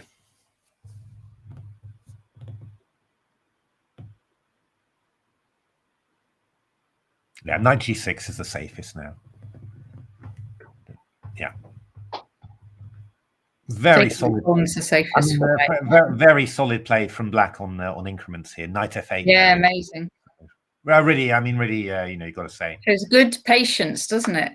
Yeah, excellent. That accurate. Excellent. I'd just say the other thing you'd say is maybe try and work a bit on the time handling. Give yourself a bit more time for so that you're not trying to put away a grandmaster on increments, but you're doing it with more time on your clock, and then that just makes probably a couple of 100 elo points difference long term. Really. But excellent. I mean, great character, excellent play. Hard luck, Mark. Really well fought. Tried everything and came very, very close. All right. So we are back tomorrow evening for round 6 of this tournament. And actually there's another stream. John Ems and Chris Ward are around, and I think it's 10 a.m. tomorrow to look at the juniors and seniors. I think I have that the right way around. And so join us 10 a.m. For John and Chris for junior and senior tournament, and then 7 o'clock tomorrow for more of the championship. Indeed. Okay, some great games today. Thank you all very much for watching. Thanks very much.